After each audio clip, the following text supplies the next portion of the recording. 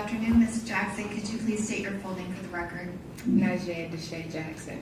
And could you spell your first name and your middle name for the court reporter? Nijaiha, middle name Deshay, Deshay. And where are you originally from, Ms. Jackson? Little Rock, Arkansas. And when you lived in Little Rock, Arkansas, at some point in your life, did you meet Miss Jade Benning? I did. And how old were you when you met Jade Benning? I was about 6 years old. Can you describe your friendship with Jade Benning? My friendship with Jade Benning was a friendship that I pray everyone gets to experience. Jade was my sister. She was a very loyal person, a very dependable person, and a friend that I never imagined to not have anymore. How long did you knew her since you were 6, but did you guys go to school together? Yes, we went to middle school, high school, and a little bit of college. And during that time, did you stay very close best friends? Yes.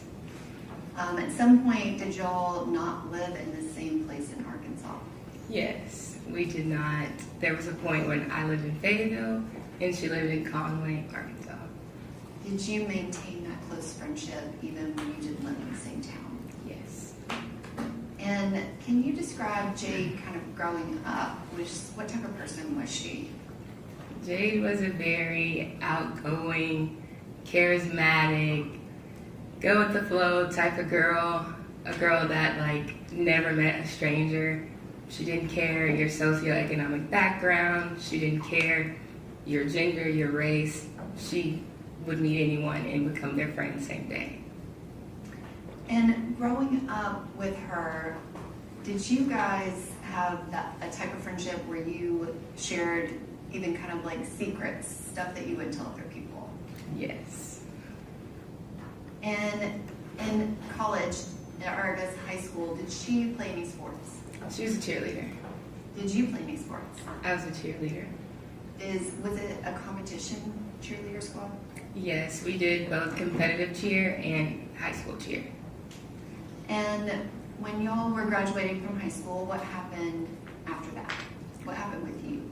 I moved to Fayetteville to go to the University of Arkansas, and Jade went to University of Central Arkansas in Conway. And did she stay at that school? She did not. What did Jade end up doing before completing her degree that she started? She went to Brightwater Culinary School. And where is that culinary school at? In Bentonville, Arkansas. And was that something that she had talked to you about wanting to do? Yes, she did. It was we were trying to figure out what we wanted to do, and ultimately she was like, I think I want to go to culinary school. I was like, okay.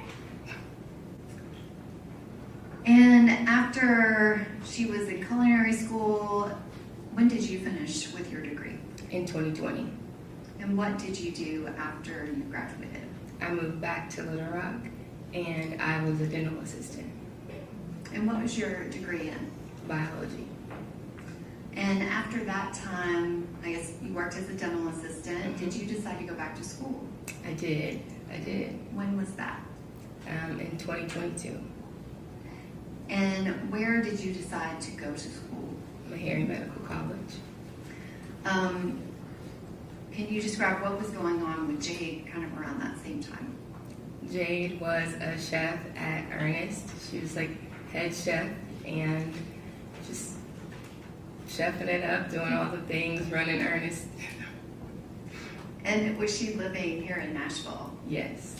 Can you describe what were your feelings about when you realized that you were going to be moving to Nashville?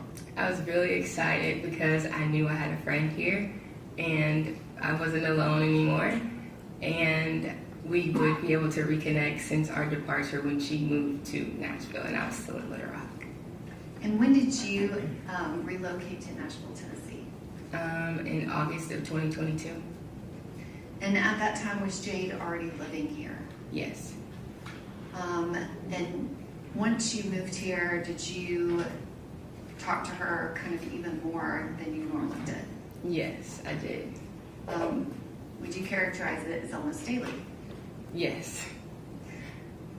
And at some point, after you moved here, how did you first hear about her dating Blaise Taylor? She told me she kind of met him a couple months prior to, and it was kind of just, small little conversations. And then when I moved here, she was telling me about this guy she had been seeing. And do you know how they met? On Hinge. And what is Hinge? Hinge is a dating app. And if she saw him for a date or went over to his house, would she tell you about it? Yes.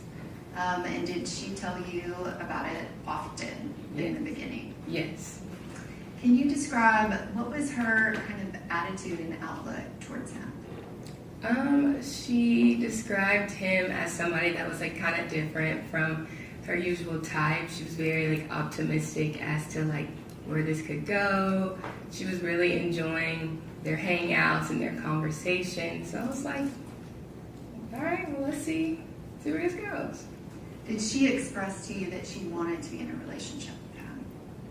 At a point in time, yes. And at some point before she found out she was pregnant, so before that, did something happen that kind of changed that positive, optimistic outlook about the possible future with Mr. Taylor? You said before she found out she was pregnant? There were a couple of incidents at his home with a previous girl. Objection, Your Honor. May we approach? Okay.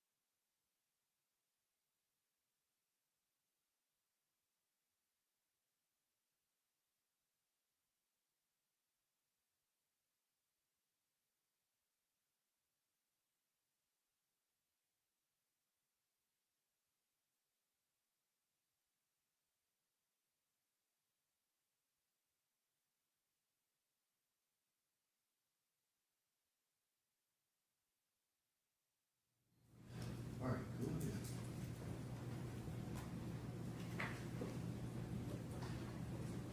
Ms. Jackson, without getting into the details of the incident, did something happen where she wasn't as optimistic? Yes. And then can you describe that time frame when she found out she was pregnant?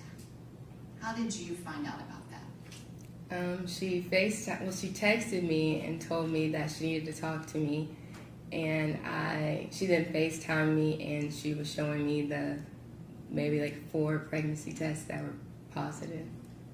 And are those home pregnancy tests? Yes, ma'am.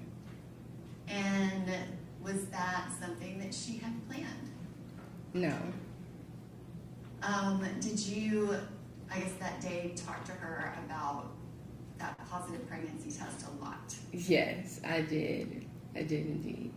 And what did you do to kind of assist Ms. Benning with this new news in her life? Well, I was telling her because these were at-home pregnancy tests, yes, they are positive, but I think that we should probably go to a clinic to verify. So I was looking at clinics in the surrounding area to see where we could get her in to get an ultrasound. And were you able to get her an appointment that same day? Yes. And was it the very same day or was it the next day? It was the next day. Okay. So were you trying to get her an appointment the same day? I was trying to get her an appointment the same day, but was told we don't do same day appointments. And did you go with her to that appointment? I did. And do you remember the date of it? November the 3rd. And what happened at that appointment? They took her back and did vitals, and then I was telling her, don't wait on me to get there so I can be with you for the ultrasound, because I wanted to hear the heartbeat with her. And Did you make it? yes, I did. And I went to the back with her, and the nurse was asking her if she wanted to, well, I asked her if she wanted to hear the heartbeat, and the nurse kind of verified with her decision, and we heard the heartbeat.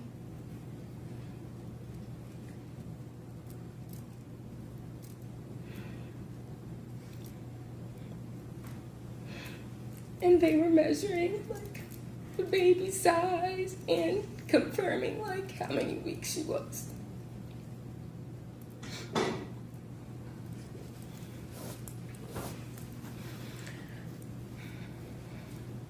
Ms. Jackson, were they able to tell Ms. Benning how many weeks pregnant she was?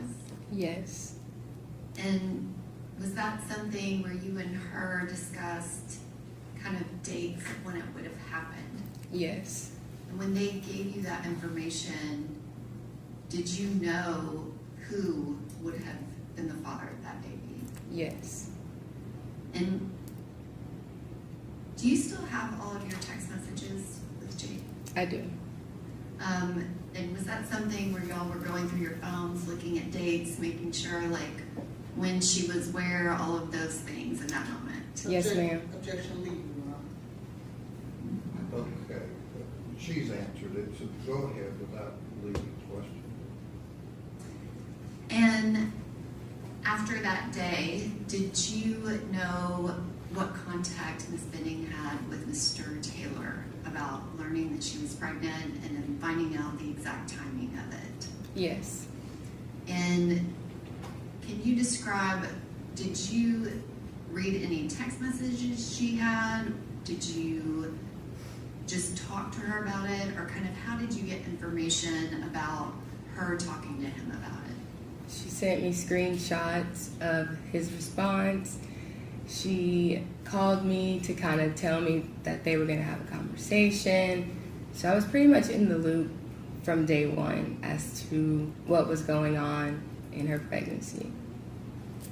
And can you describe, after she met with Mr. Taylor, what was her attitude after speaking with him?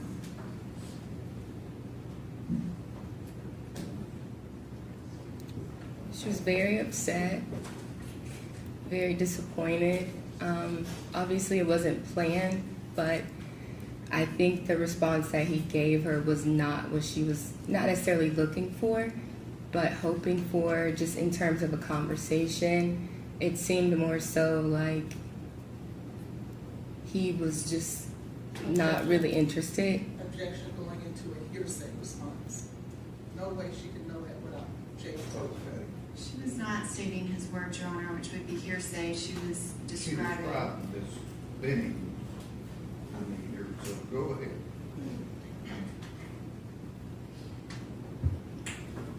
Ms. Benning, after she talked to him, you were describing that she was disappointed with his response. Yes. What was her outlook and attitude even after speaking with him and getting his response? I feel like Jade was still very hopeful. She was still like, you know what, like if this is how he's gonna act, then I'm just gonna kind of move forward with my life. Like she definitely had a positive outlook on the situation, although his response was very underwhelming. Did you have any involvement in the last message that Ms. Benning sent Mr. Taylor I did. in November? And Yes. can you describe that? She was pretty much like, she sent me a text that she was gonna send him, basically saying how she was feeling towards the situation, and she sent it to me, and I edited a little bit to kind of be more forward and for her to say what it was that she really wanted to say, and just kind of get her feelings out there regardless of what he was going to say or not. And did she share with you kind of proof that she sent that message to him? Yes. And did he respond? I don't remember. Okay. Would that have been close in time to that November 3rd appointment? Yes. After she sent that message, are you aware if they talked afterwards in November? Yes. And were they talking like on a regular basis, or what do you know about the communication that they had after she sent that text? The communication between the two of them was very one-sided. Based on the responses that I read, it kind of was in terms of Blaise not really wanting Jade to do certain things, and not like saying he was trying to persuade her not to have the baby, but his response was not in a collaborative effort with wanting to raise the child with her. And I guess, what was Jade doing about telling other people initially? She told you. Mm-hmm. Did she tell anyone else kind of in the beginning, just the first week? I believe she told her mom, her dad, and I think that's all I remember. Okay. What was your outlook when she told you that Mr. Taylor didn't want to be involved? What was your outlook, and what were you doing kind of with your relationship with Miss Benning? I told her that we're sisters at the end of the day. So if I have to be the baby's dad,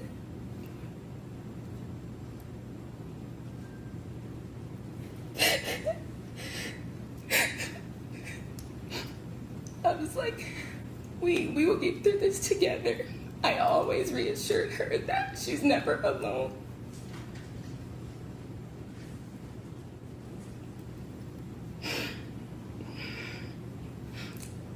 We were both living alone at that time, and her lease was coming to an end. And I was telling her, you know, if we need to live together, if I need to help you, then I will. I went to the appointment.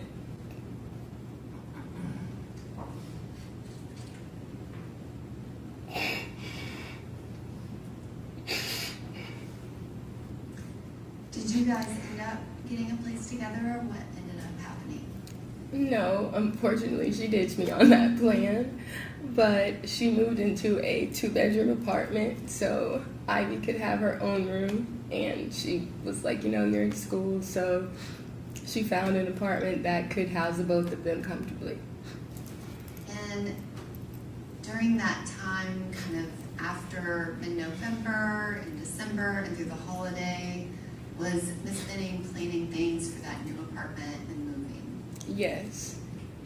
Did she share a lot of that information with you by text message, video calls, and phone calls? Yes. And then can you describe, did y'all see each other over Christmas?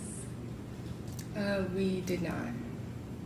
And when the kind of new year began in January, can you describe what happened? She got word from Blaise, and he reached out to her wanting to talk to her, and she was very like optimistic about what was going to be said, and that is kind of the basis of that whenever the January 1st came around. And was there a break of time where she had not communicated with him at all? Yes. And was that at least 5 to 6 weeks? Yes. And you said she was hopeful. Do you know if she met with him and saw him? She did. And did she see him every day, or can you kind of describe what information did you have about the contact that they had with each other? From my understanding and from what I was told, like it wasn't every single day, but they were definitely back in communication, not normal as it was before she found out she was pregnant, but it appeared to be kind of heading in a direction of which, okay, like where are we going with this? And she was very like optimistic of the fact that maybe he might actually be coming back around. And did you try to support her? I did. Did you actually want her to, I guess not want her to get back with Mr. Taylor, but were you a little apprehensive? A little, but I feel like because it made her happy, that ultimately, like, that made me happy for her.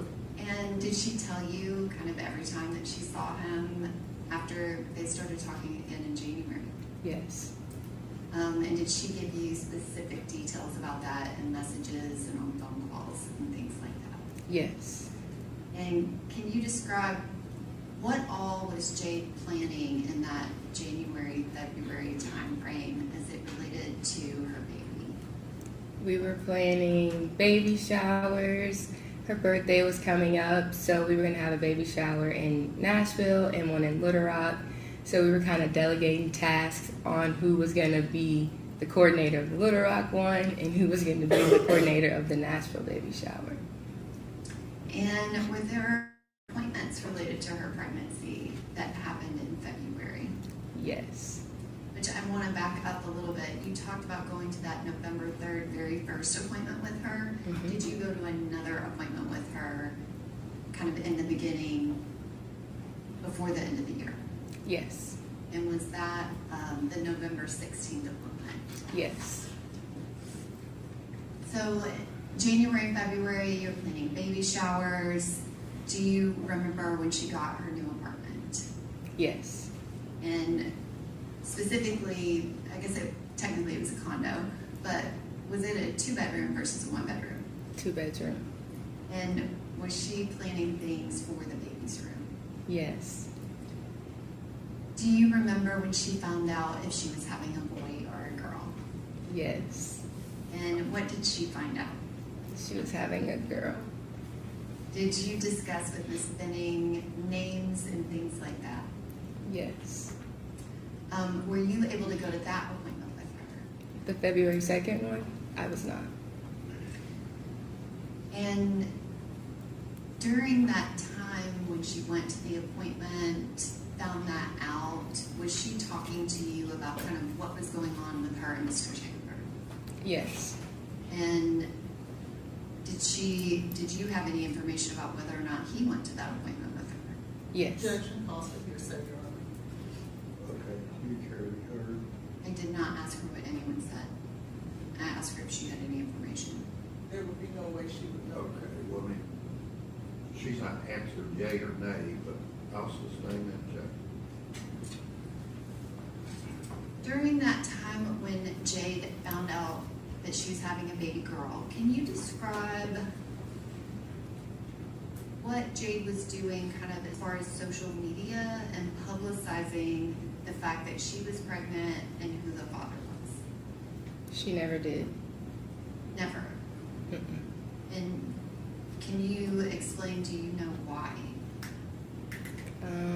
Ultimately, based on the conversations with her and Blaise, I think Jade was very apprehensive to share things based on his reaction. Objection, Your Honor, goes into hearsay. Judge, I'm trying to get to Ms. Benning's state of mind. Okay, well, rephrase your question. So you said she never was posting to social media. Mm-hmm. Was, I guess, based off of your close friendship with her, was she unhappy about the pregnancy or was she happy about it? She was happy about it. Did you feel like if circumstances were different, she would have posted to social media? Yes. I mean, was that something that she regularly did? Yes. Was it unusual that she was not? Yes. Did she continue to express kind of happiness and optimism about the baby coming? Yes. And Can you describe, did she have additional appointments in February that you were aware of? Yes. Did you go to any of those? Uh-uh. And what was going on with you at that time? So we're kind of in February of 2023. You had moved here to go to Meharry. What was your schedule like, and kind of what was going on with you then? I was a full-time student, so my day consisted of studying, exams, going over test questions, and at that point in time, I was preparing for a really big exam. And do you know Mr. Keontae Jones? Yes, And how do you know him? he's my classmate. And in February 2023, did you spend time with him in school studying? Yes. Kind of going to that time frame of that Saturday, February 25th, had you been at Jade's apartment earlier that week? Yes. And can you describe why you were there and what happened? I went so she could straighten my hair, and she was showing me around her apartment and just kind of showing me where she was going to put things. We went to the baby's room, and she was showing me the things that she had ordered from or got from Facebook Marketplace. The ultrasound was kind of out. It was just giving all things girl mom preparing for a baby. And you said that Ms. Benning wasn't posting to social media. Would she send messages to you and her other close friends? Yes, And did you receive a lot of pictures from Ms. Benning? I did. I guess, can you describe them? What type of pregnancy pictures did she typically send you? She would send pictures at the gym, holding her belly. She would send pictures of her at home, videos, and she was kind of almost like documenting it. Like, she would say how many weeks she was in a couple of videos, and she would like rub on her belly and was just like loving on her. And that Monday night, or not Monday night, but it was 2 days before this, so that Thursday night you said you went to her apartment, is that right? Yes. And y'all walked all around the apartment. And then on that Saturday, February 25th, can you describe what happened that day and kind of how you ended up being over there? That day, I spent pretty much my entire day at school studying for an exam that I had on Monday. We were just there pretty much until like maybe 6:37, and Jade and I were texting, and she asked me if I had paint, and I was like, no, I don't. I was like, what are you doing with the paint? And she was telling me how she was gonna do a paint night with her and Blaise since they weren't able to hang out the weekend before. And she was saying that she was going to cook dinner, and she asked me what she should cook, and I told her she should make chicken Alfredo. And Is there a reason you suggested that? personally, it's my favorite. And if she was going to be cooking for somebody, I was like, you should, cook your best meal. And at some point, I guess, how did you end up going over there?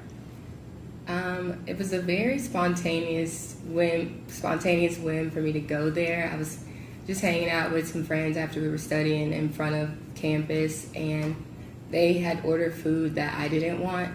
And so I was like, oh, I'll just go eat at Jade, like just get food from Jade's house. So I called her and I was like, hey, like, what y'all doing? I was like, I'm about to come by and get some food. And she was like, okay. And then I told her that Keontae was going to come with me.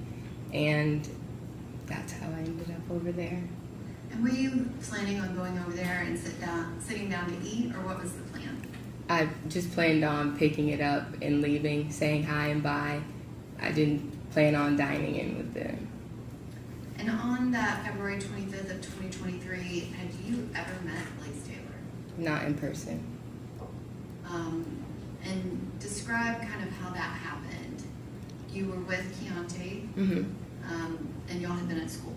Yes. Did you go straight to Jade's? And what did you do when you got here? When we got there, we said hi, and Jade started like packing up the food, and she like put the foil on it, put it in a bag, and kind of set it off to the side. And we were just like chit-chatting about what they were gonna paint, and we talked about like going to a concert, and we were laughing at the fact that I didn't know how to play spades. So that was pretty much like the basis of the conversation. And can you describe Jade's kind of kitchen area when you got there? Was there food out that they were eating, or kind of what was the setup at the point you got there? When I got there, the food was on the stove. It's kind of packaged. The canvases were kind of off to the side. The island was pretty clear. I didn't, and Jade had a glass of like a pink drink, and Blaise wasn't drinking anything. There was no cup in front of Blaise. And did you drink anything while you were there? I didn't drill. Was that something you brought with you? I did not. What was Mr. Taylor doing, and where was he at in the room? He was sitting beside Jade at the island, and he was engaging with some of the conversations, and he was just shuffling Uno cards the whole time. Was anybody playing Uno? No. But he was shuffling cards. Mm-hmm. And did Mr. Jones, did he interact with Mr. Taylor? Yeah, like ever so slightly. It was kind of like a conversation just in the kitchen. And do you know approximately how long y'all stayed? Probably like a little over 15 minutes, like 15 to 30 minutes. And during that time, did anything seem amiss to you? Nothing too alarming except the comment he made about his artwork that he was gonna make, because the whole basis of this project was to make something for the baby's Objection, room. Your Honor, hearsay. It's a statement by the defendant, Your Honor. Okay, I don't think she's gotten there yet, but do you want to ask about what? Yes. You said that he made a comment about the painting he was going to do. What was his comment? I had asked like what they were gonna paint, and Jade was like, "I'm gonna make something." Objection, hearsay. Do you care to be heard on? I think it's unnecessary, so no. Okay. I do think it goes to Jade's state of mind, Your Honor, but All right, I'll over the objection, and it goes into, was that comment from Mr. Taylor right after the discussion with the artwork with Ms. Benning? Yes. Okay, go ahead. what did Ms. Benning say she was planning on painting? She said that she was gonna paint something for the baby's room. She didn't know what yet, but she knew that's what she was gonna paint, something to hang in Ivy's room. And when I asked Blaise what he was gonna paint, he told me he was gonna paint a black hole. And I was like, a black hole? And he was like, yeah, I'm gonna call it midnight. The further you look, the deeper you'll go. And I was like, okay, But I was like, well, why don't we just add like a little bit of white to the, canvas to make it look a little lively. And that was kind of that. But it was a very dark demeanor about this painting after Jade said that she was going to make something for the baby's room. And were they actually painting while you were there? No. So this was discussions about what we're about to do. Yes. And was anything else in this other than the comment that he made about the painting? Not that I can think of or remember. And did you get food? I did. And did y'all leave? We did. And after you left, did you communicate with Jade after you left? Yes. And you don't have to tell me what you said, but how did you communicate with her? I texted her. And did she respond? Yes. And did you have a couple of texts back and forth? Yes. And can you describe Jade's demeanor when you left? She seemed really happy, very excited to spend the rest of the night with Blaise and probably excited that I was leaving now. When you left, where did you go? To Keontae's house.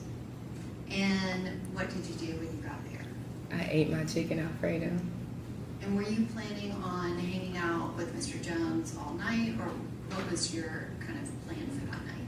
No, I just stopped by. We were just studying, got food. We were just like hanging out, and I was about to go home. And did you actually leave Mr. Jones's house? I did. Did you stop anywhere before you got home? Yes. And where did you stop? A gas station. And what, if anything, happened while you were there? I was pumping gas. And as I was walking back to my car, I get a phone call from Jade. And I answered it, and I was like, hello? Just normal. And she immediately starts saying, what did you do? What did you put in my drink?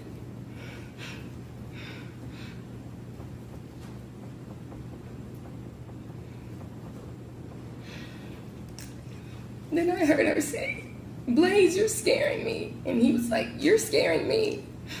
And she was like, I know you put something in my drink.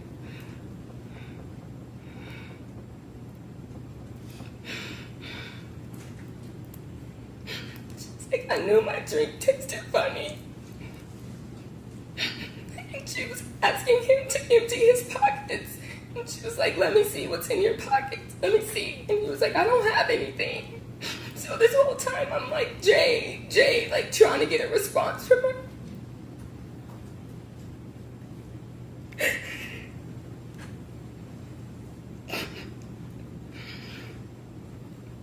So because I didn't get a response from her, I texted her and I was like, are you talking to me? What's going on? And then she was like, I know you put something in my drink because I can't even walk to drink.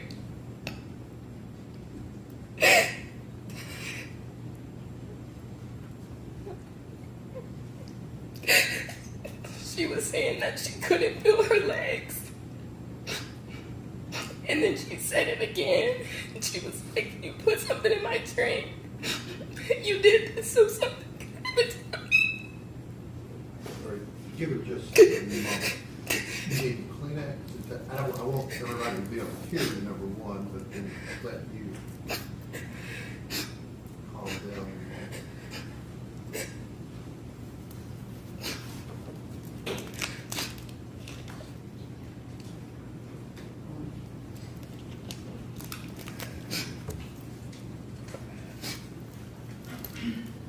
Okay. Can you repeat the last thing that you heard Jade say? She said that you did this so something could happen to the baby. Did she say anything else? She was saying I'm about to feel like I'm about to pass out. And then like towards the end of the conversation, she was like, is key. And then nothing else. Like what? She was like saying, it was very wavy, and she was like, is, I heard is, and I heard with, and I heard key. And so I then merged Keontae on the phone because I'm like, I don't know what's wrong with Jade. Like, something sounds wrong. Like, listen to her. And he's like, Jade, like, I'm here. And at that point, you just really couldn't understand what she was saying anymore. Miss Jackson, I want to kind of go back at the beginning of the call when you could understand Jade. Can you describe, based off of your experience, how did she sound? She sounded like very scared. She did not sound like herself. She sounded like she needed help.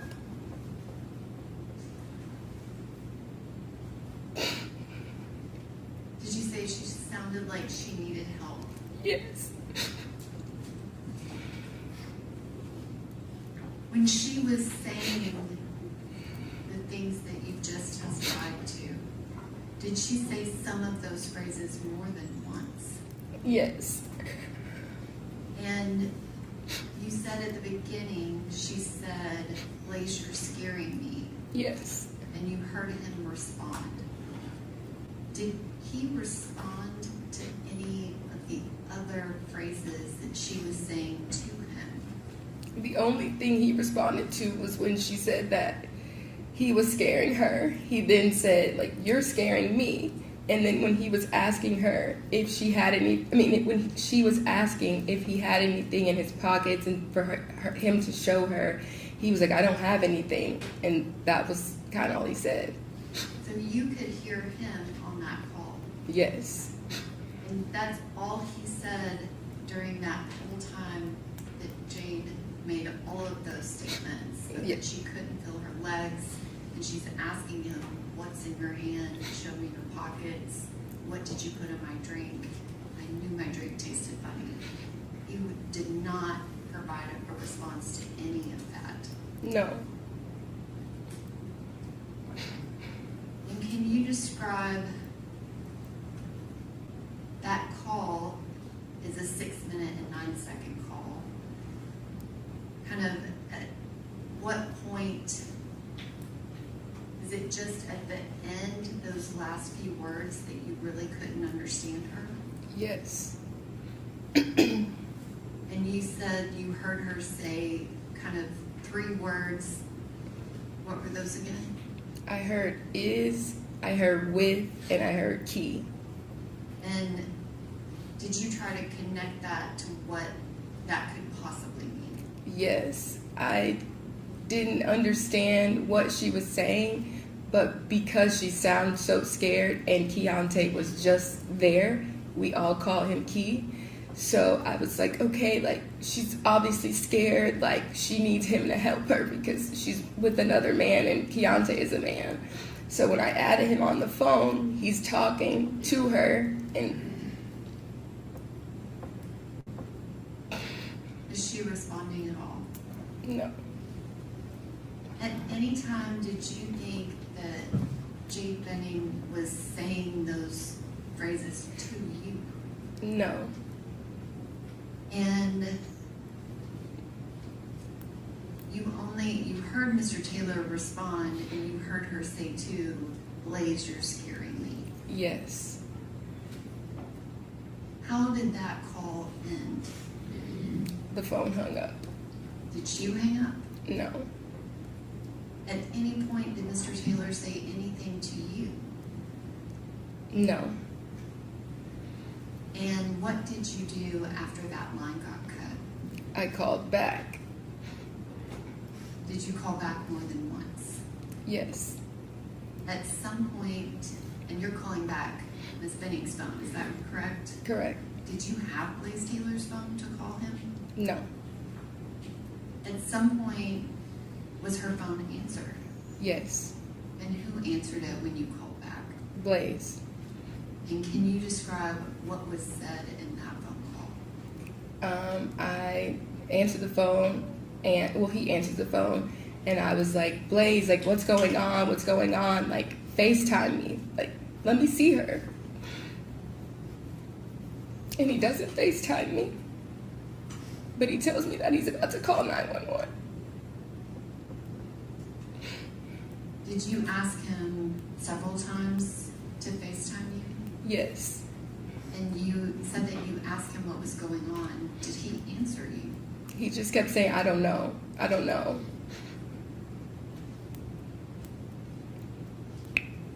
Do you remember him saying anything else on that call? There was a point where he asked me if she had an EpiPen.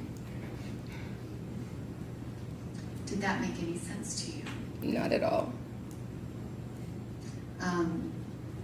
Did Jade have any allergies? Not to my knowledge. And at that moment, can you describe, do you know what's actually going on with Jade? No. So what do you do? After Blaise tells me that he's calling 911, he's like, I gotta go, like, I'm calling 911, the phone disconnects again. That was not on me. and then I called Jade's mother. And Ms. Jackson, do you remember, was Keontae Jones on that second call? Do you remember that specifically? And when I say second call, the call where you called her and Blaise Taylor answered. Yes. And do you remember if Keontae said anything to him or if he said anything back? He was asking him, what did he do? And you said that call got disconnected, but not by you. Yes. And then you immediately called Jade Benning's mother. Yes. And were you still at the gas station, or what were you doing? I was on the interstate trying to get to Jade's apartment. And did you make it to Jade's apartment? Yes. And can you describe when you got there, what was going on?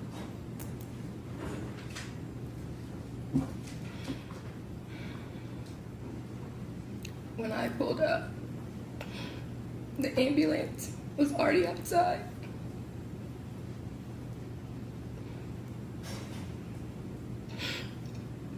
Jade was already in the truck. Her head was to the side. And they were doing CPR. So I'm still on the phone with Bridget at this point, and I'm trying to give her something, but I can't see her face. She's just really pale. She still has on the pajamas that she was wearing when I left. And Blaise is going back and forth, and I'm just like, what happened? What happened? And then the EMT comes around and tells me that we all need to go to Vanderbilt. Could you tell if Jade Benning was conscious? No, Did she look conscious? no. And you said that you saw Mr. Taylor going back and forth. Can you describe what was his demeanor like when you saw him by the ambulance outside? It was just like very anxious, kind of panicky, but he couldn't answer. He couldn't tell me what was going on, what was said. Like, I had no idea what he even called 911 and said at this point in time. And when they tell us to leave, then we both leave and meet them at the ER. So he didn't tell you anything that happened No, after you left? no, And do you drive to the ER? yes, Do you see him again? yes. And can you describe that? I see him again in the parking lot when we get to the ER, and when we walk into checking in at the hospital. Again, I'm still on the phone with Jade's mom, and we go to the check-in, and they're asking, who are we here to see? I say Jade Benning, and they ask what's her date of birth. But they were asking our relation to the patient, and I said that's my best friend, and he told them that this was his girlfriend. And I had never heard that before. And so at this point, I'm very, very confused. I'm still trying to process and understand what I just heard on the phone. So then they asked for the patient's birthday. And since this is your girlfriend, tell her Jade's birthday. And he couldn't tell them her birthday. So I then provided that information for them. Did he tell them anything about what happened? The check-in? Yes. No. But you said he referred to her as his girlfriend. Yes. Did you believe them to be in a boyfriend-girlfriend relationship? No. And you ever heard anything about that? No. What was his kind of demeanor like to you? Was he kind of leaning on you for comfort, asking you things about Jade, or what was going on? What was Your Honor, he saying? we'd like to re-urge our objection. Okay, you kind of had a compound question there. You're asking this young lady what was Mr. Taylor's demeanor? Yes. What was his demeanor, and was She he saying? can answer that. What was his demeanor? It was not looking for comfort. It was almost like he was just trying to figure out what was going on, but not necessarily. Okay, by demeanor, she's talking about emotions or quiet, not what your interpretation of. Okay, was not crying.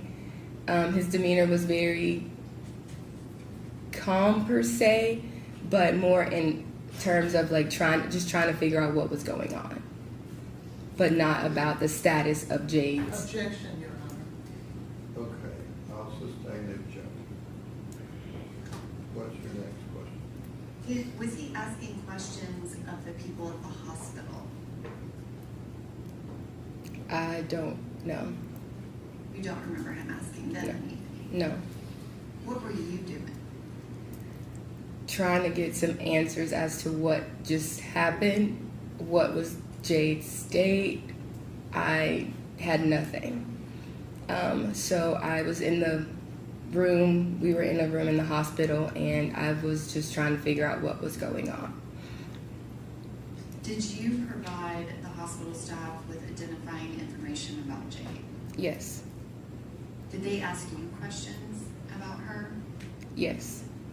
And did you provide them with information about kind of her pregnancy and things like that? Yes. And you said that you were in a room with Mr. Taylor. Mm-hmm. Was there anybody else in that room? Not at that time. And did you speak to him again? Yes.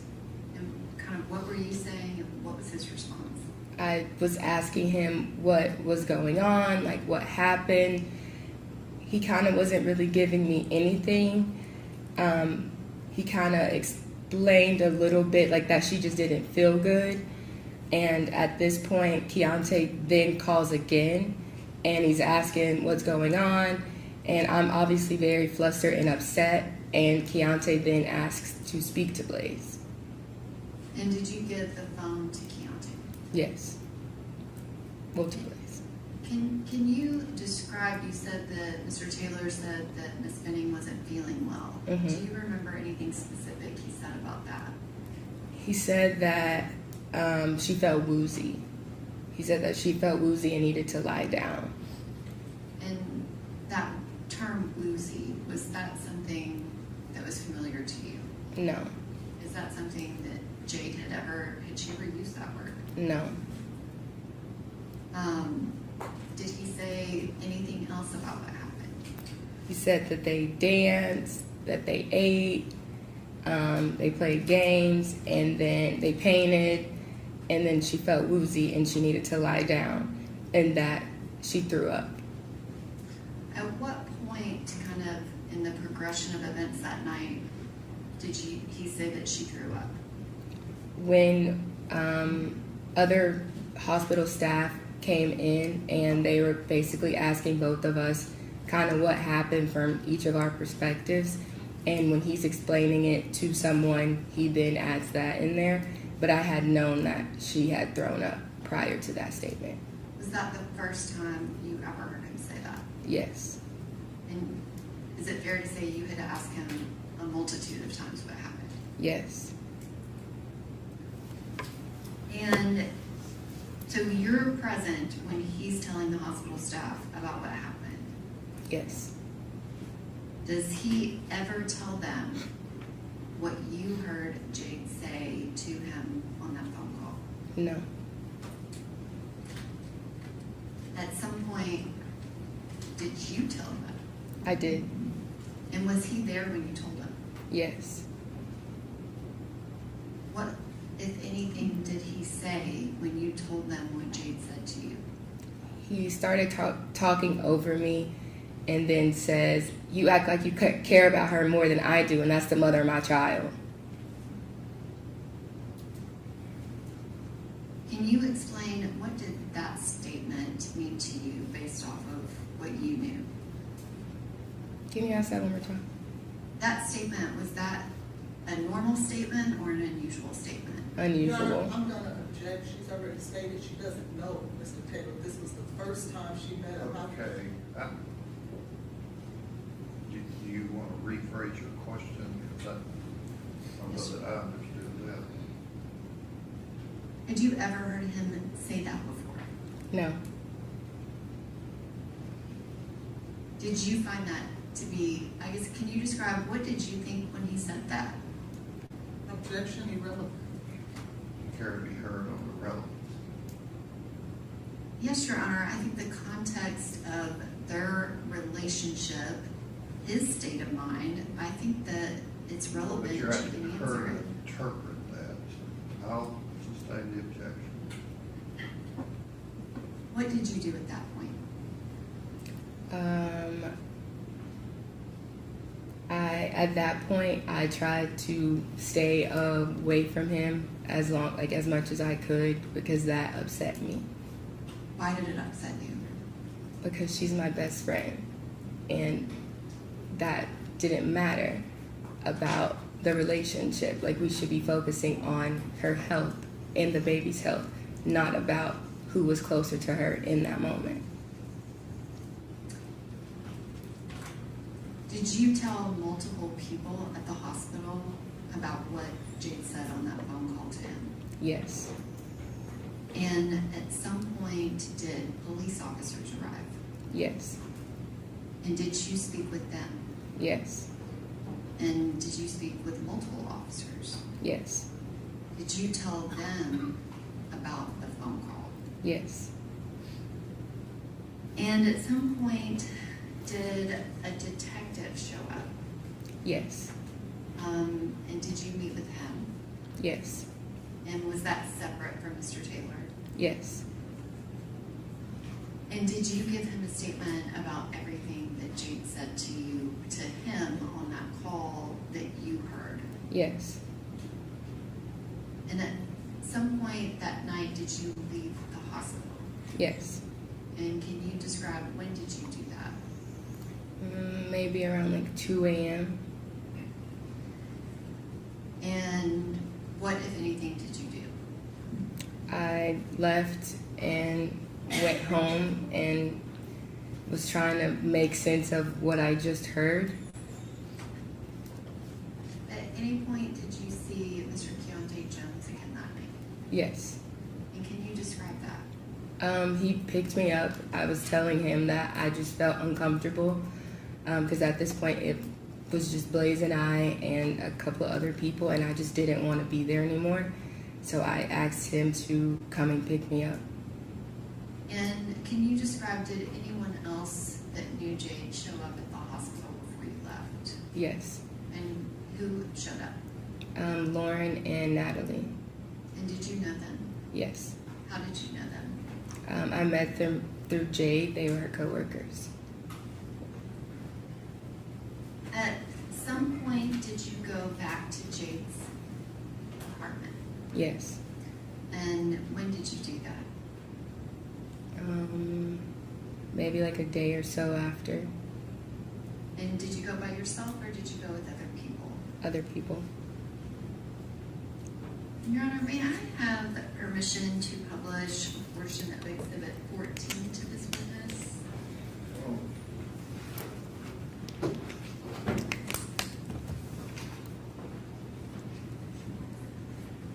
Oh, can toss of your computer? Yes, Or Your the, Honor. okay.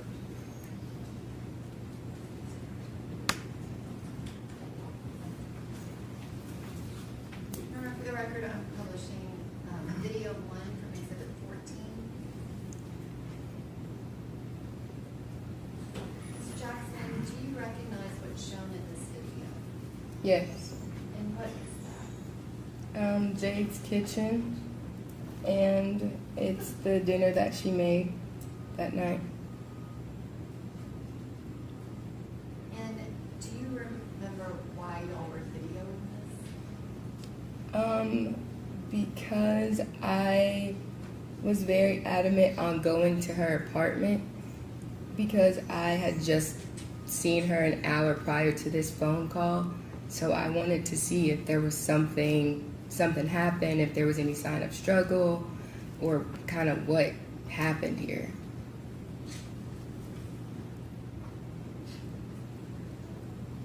And this video, is that exactly the way that it looked when you left? No.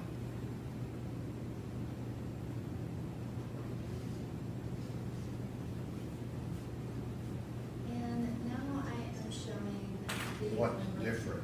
4. I'm sorry, I'm gonna go back to that. Oh, okay. I'm showing video number 4. Do you recognize this? Yes.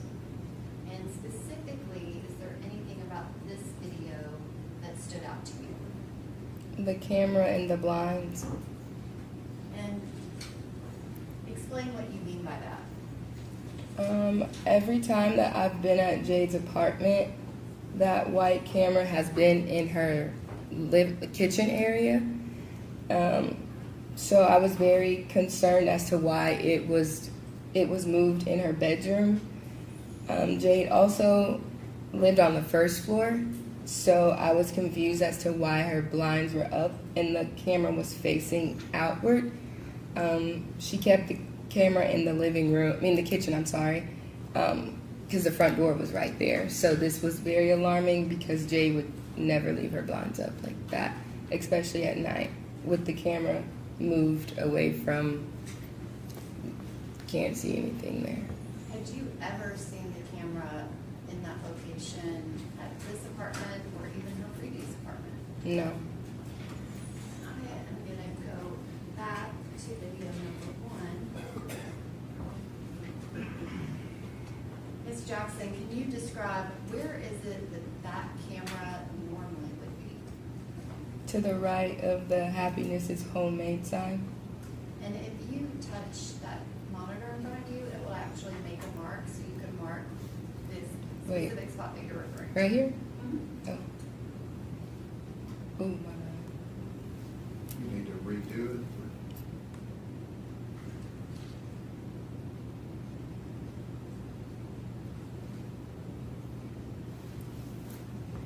Is that where it was when you had been there earlier? Yes. And so when you were there earlier that night, the camera was right there. Mm-hmm. And then when you came back, it was in the bedroom. Yes. Can you describe what, if anything, did you do related to that camera and the blinds that we just saw in her bedroom?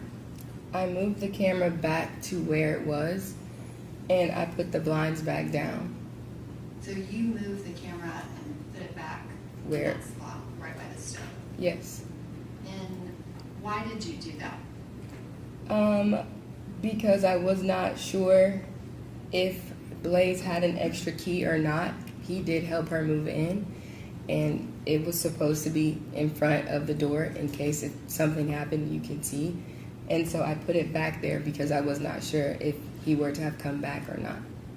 Did you have any idea if that camera was connected and recording? I was under the impression that it was. And I want to show you now what is video 5 and exhibit 14. Can you describe what, if anything, did you notice about this area of Miss Benning's bedroom? I noticed the staining on her comforter and that her covers were kind of messed up from the bottom half and not the foot of the bed and not the head of the bed. Was that generally how she would leave her bedroom? No. And you were referring to that stain, Yes. and you've already testified that at some point at the hospital, Mr. Taylor said she threw up. Yes. When you saw that stain, does that look like throw up to you? Not necessarily to me. I don't know what that looks Your like. Honor, I'm gonna object as she is not a medical professional to determine. Okay, she said she's not sure what that was. Was that something that stood out to you, Yes. and why? Because Jade wouldn't have her comforter dirty And Blaise had already told me that she threw up. Did you do anything to try to locate evidence of throw up? Yes, I looked in the trash can, I looked in the washer and dryer, any nook and cranny around her apartment to see where this throw up was. And did you find any evidence of it? No. Can you describe the pictures kind of that were taken of the trash can? Were you there when all of that was done? Yes. Your Honor, I would like to show this witness the photograph from Exhibit 14. All right. This is the fourth photograph, which I believe is 14. I don't know if it's labeled as a collective exhibit, but it would be 14D if we were doing it that way. Ms. Jackson, did anything stand out to you about this picture?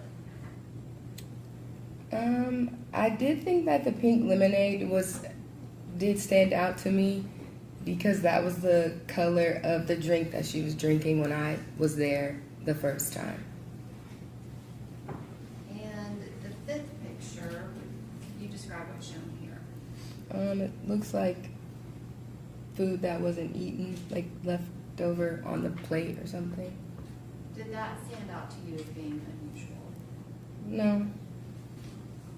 Were you looking for, I guess, what, if anything, were you looking for? I was looking for the color that was on the comforter, that pinkish color, and I was looking for the food to be a little bit more grounded, I guess, like she had already ate it. So I was looking for food that was not in whole pieces, like I see here. So when you saw that, you were checking to see if that was throw up? Yes, And what was your determination? it was not. Did you find any evidence outside of what was on that comforter? No, not that I recall.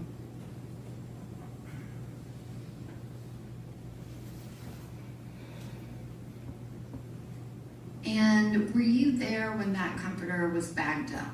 Yes, Did anybody touch it with anything other than gloved hands to put it in that bag? no.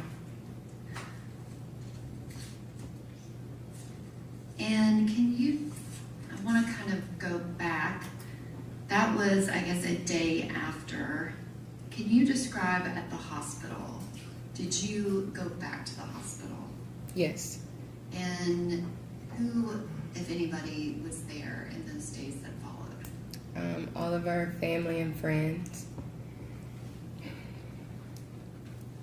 And can you describe, are you close with Miss Benning's family? Yes. And describe your relationship with her mother, Bridget. She's like a second mom to me. So we kind of just leaned on each other that whole week, trying to understand something that didn't make sense. And did Mr. Jones come back to the hospital? Yes. And were you there on March 6th? Yes. And can you describe what happened on that day?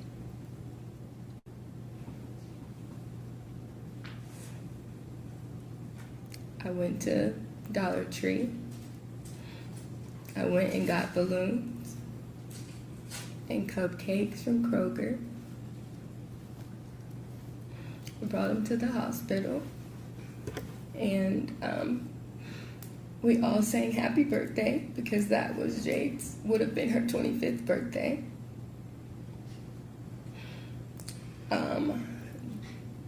They told us that she was brain dead that day. There was no active brain activity. And ultimately, Jade died on her, what would have been her 25th birthday.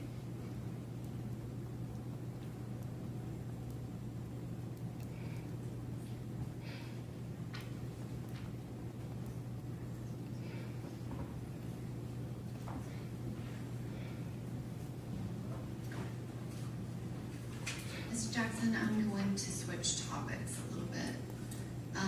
Prior to Jade learning that she was pregnant that November 2nd, November 3rd of 2022. Prior to that, did Miss Benning, did she drink alcohol? Yes. Did she ever get drunk in her life? Yes.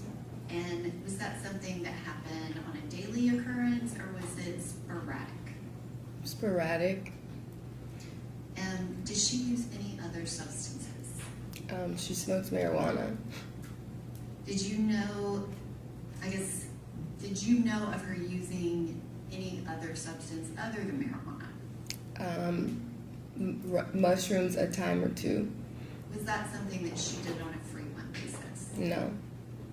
And can you describe, once Miss Benning found out she was pregnant, which, let me kind of go back, are those the only 2 substances other than alcohol that you've ever heard of her using? Yes.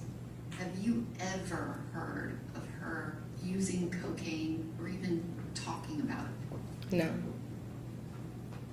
After she found out she was pregnant, can you describe what, if anything, did she have to drink that was an alcoholic beverage? She never drank alcohol again. And what, if anything, did she ever smoke marijuana or have used marijuana in any way? No. Can you describe kind of her lifestyle about health after she found out about the baby? It drastically changed. She would let me know when she would take her prenatals. She was doing light workouts, was definitely changing her diet and eating habits and drinking a lot of water. Right now, just one moment.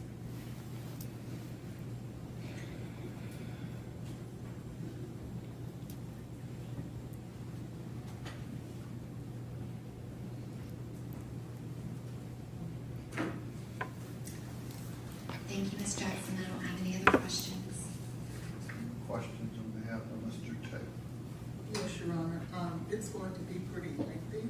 Okay, I checked with the jury about staying longer tonight, and they're okay. I could just have a minute. Okay.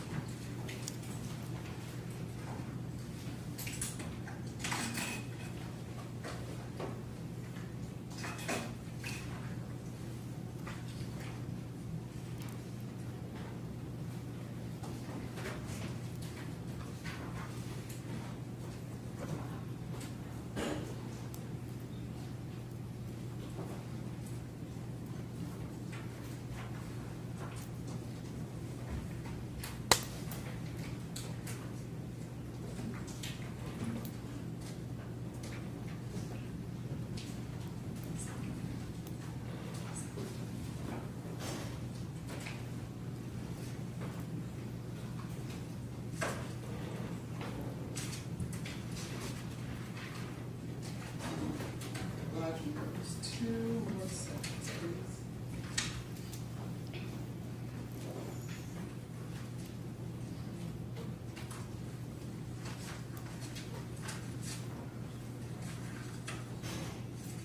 Ms. Jackson, my name is Letitia Quinones-Hollins, and I'll be asking you a few questions. Well, a lot of questions. At any time you don't understand something, let me know, and I'll do my best to rephrase, okay? You said you met Jade when you were 6 years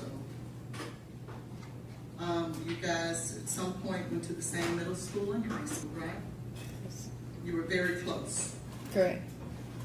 And you guys also went off to college. Was it the same college that you went to? Or different colleges but at the same time? We went to the same college at one point and a different college at another. Because she left and went to culinary school. Mm-hmm. Is that right? And the culinary school was where? Bentonville. Now, are you both from Little Rock, Arkansas? We are.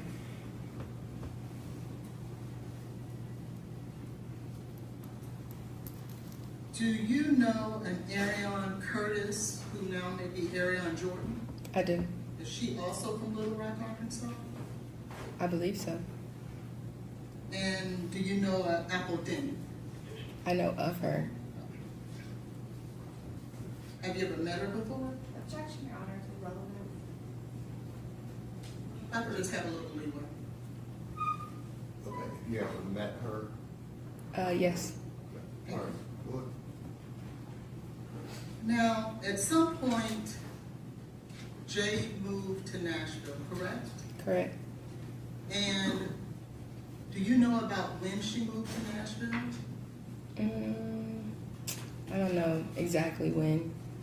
Probably like 2020, early 2022, maybe. Early 2022? Okay. And when she moved to Nashville in early 22, you were where? In Little Rock. Were you guys speaking during that time? Yes. How often? Maybe like every couple days or maybe once a week. Okay. But significant, you were talking. Yep. And then at some point, you moved to Nashville. Correct. When did you move to Nashville? In August of 2022.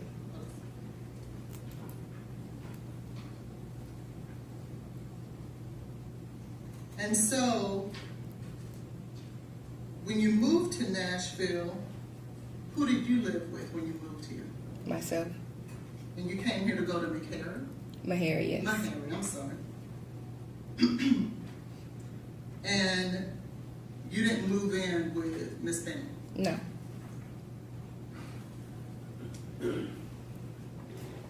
Now, when you moved here, how often did the two of you get together? It would just depends on when our schedules would align. Okay. So what would that be? Maybe once a week, twice a week. So once or twice a week? Maybe, yes. And what are some of the things that the two of you would do when you got together? Objection, Your Honor, to the relevance. Your Honor, this witness testified that the basis of a lot of her testimony today. Okay, what would y'all do when you hung out? Go eat dinner, go walk, just all kinds of fun stuff that best friends would do. Okay, would you smoke marijuana together? Yes. Objection, Your Honor, to the relevance. All right, it's been mentioned, so she's answered it. Go ahead. Thank you. Would you drink together? Yes.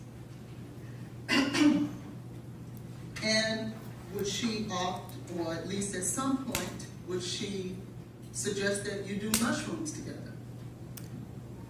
No. No? She didn't suggest. Did she ask you to do mushrooms with her? Maybe. I don't recall. Now, would a text message between you and Jade help refresh your memory? Yes. Yes, sir.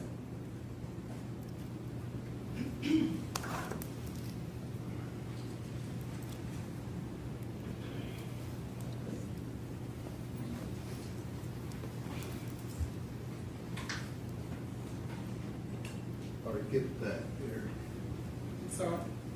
He's gonna get Oh, that. okay. Let me make sure it's the right one.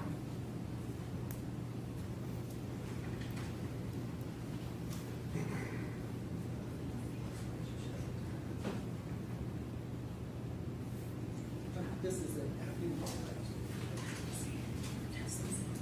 I have a copy.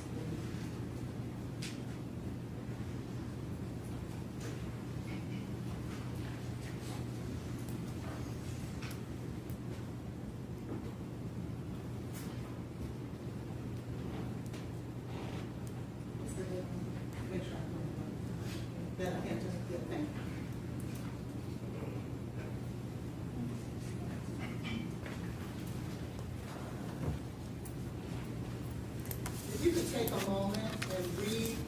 those first 3 texts to yourself and let me know when you're done. Or maybe go down 4 texts.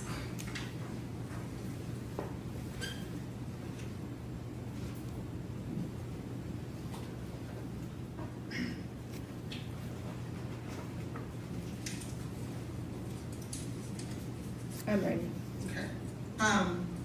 Did she suggest that you guys should do it together? Yes. Okay, thank you.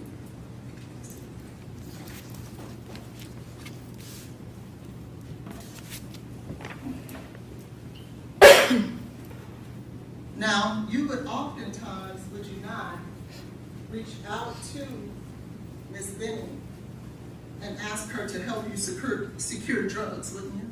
Marijuana. Adderall as well, correct? Mm-hmm. Okay, so more than marijuana. Okay. Yes. And you did that more than Objection, once. Your Honor, to the relevance of the approach. Okay.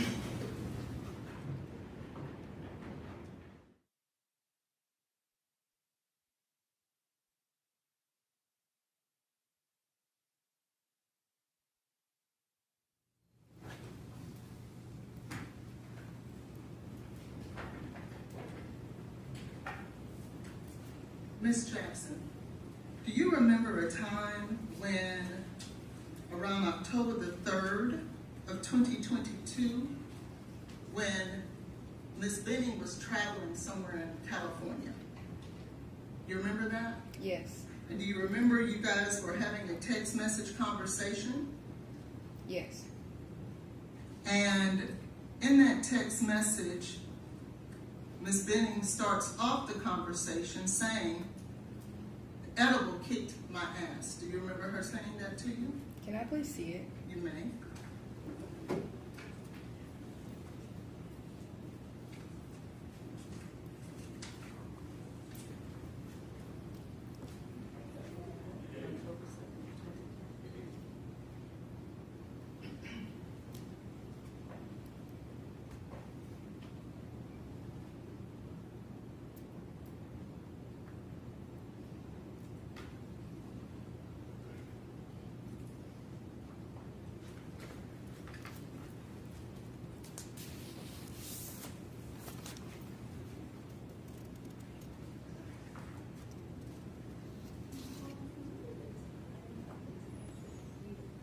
Got permission to ask that. I can.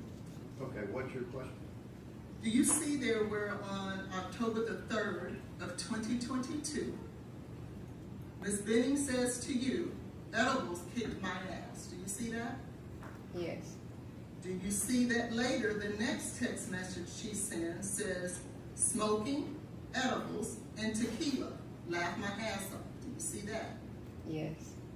And do you see where your next text to her is, "Weed or some other shit"? Yes. What is some other shit that she could be smoking, Miss Jackson? Mushrooms. Because you can smoke mushrooms? I didn't say smoke. I said or some other shit. Well, you said weed or some other shit, right? Yes. What's the other shit? Mushrooms. Okay. You get- So when you were referring to weed, because you hear above it, it says smoking, but it doesn't say what she's smoking, right? Mm-hmm. It says smoking, and then you respond, weed or some other shit. Mm-hmm. And your response is she was going to smoke mushrooms. I didn't say smoke mushrooms, but I was asking her, was that what she's talking about? Okay. And did Ms. Benning, in your closeness with her, ever share with you when the last time that she had her period? I don't recall. You know, Uh, would you have learned that the last time she had her period was September the 12th? Objection, Is that a Your Honor. question? The witness Yes. has answered, she doesn't recall. Yeah, I mean, you're putting words into her mouth. I thought you asked, did you know, and she said no. She said she didn't recall. She said she didn't know. as close as you were, did you know that she didn't have her period in October? We don't just discuss our periods like all the time, so no. So when you were on direct examination, Ms. Jackson, you talked about that this was your sister and you discussed everything. Isn't that what you said? We do. But you don't discuss your periods. I did not. Now, but didn't you, isn't it true that you and Miss Benning was trying to calculate who was the father of this child? Mm-hmm. You wouldn't discuss the last time she had her period if you're trying to calculate when was the last time who was the father of the child? I don't recall talking about a period.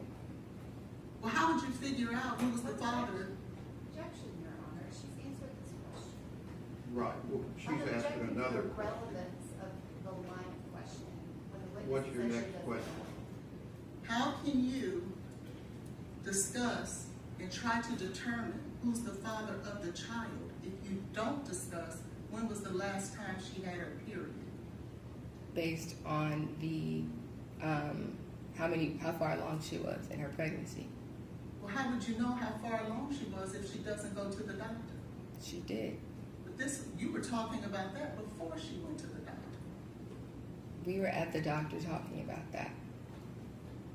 So when you were talking about it, you would have to figure out the last time she had a cycle and who she was Objection, Your having Honor. sex It's with. argumentative. You can't tell her what she did or didn't know. I mean, just ask her a question. Now, was there not a time that Miss Benning would infuse the food that she cooked with marijuana? Objection, Your Honor, to relevance. We've already had that discussion with other witnesses. So did you know anything about that? I did. You said you did know? Hmm. And she would do that, would she not? She has before. Thank you. Now, when you were discussing who the father was of this baby, there was another gentleman that was in the running. Was that true? Yes. And who was that? His name was Des. Okay. And at the time that you guys were making this discussion, or having this discussion, this was a time that she was in fact pregnant, correct? I'm sorry, could you repeat your question? This was That a time. was the discussion with Miss Benning about Des after you knew she was pregnant. Yes. And in that same conversation, you were asking, and she was talking about the mushrooms, and you were asking her to ask Des. Objection, Your Honor, to the hearsay. What is your question? This was a discussion they were having together. Well, it still may be hearsay, but what is your question? You guys were discussing drugs then too, were you not? Objection, Your Honor, to the hearsay.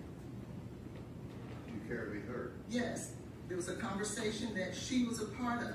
This is what she was saying with Miss Benning. And it goes to Miss Benning's state of What mind. hearsay exception is It goes to Miss Benning's state of mind as it relates to drugs. This is a drug overdose. Mr. Taylor has to be able to put on a defensive theory.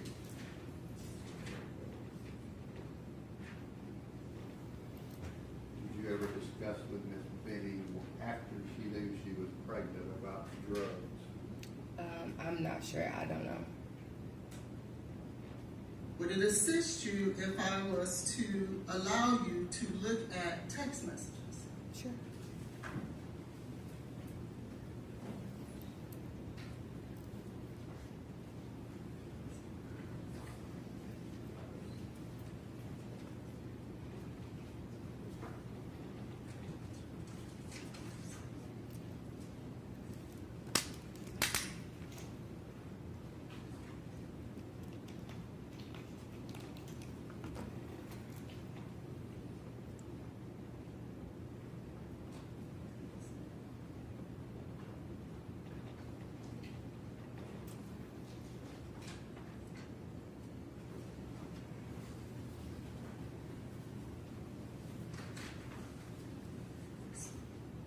afternoon text, what time frame text are you want to ask about? It is 10:29, Your Honor, and 11:02. Sorry. I'm sorry, I gave him. At 10:29. Let me just get here. See if there's multiple copies of that. This is 11:02. I'm gonna give you a copy of all of them so you can have them ahead of time.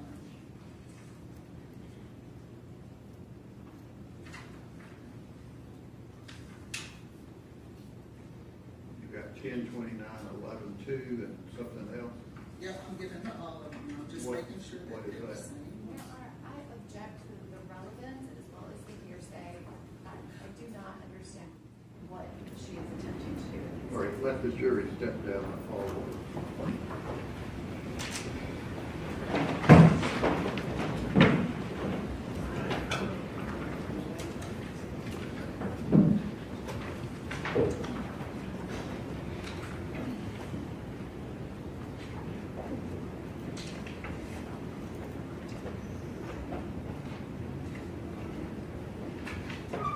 It's the 10:29. You gave me the 11:02. I gave her both copies of it. How many texts are you wanting to show this young lady? I'm trying to get them all to her at How one many time. are you wanting to show? About 8, Your Honor. All right, let me have copies of them. Let me have copies of them.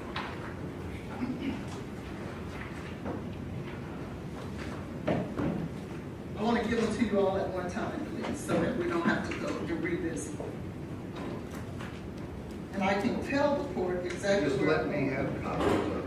Once you read them, you're gonna ask me. I don't know what I'm It's 11:02, 10:29. This one is 11:02.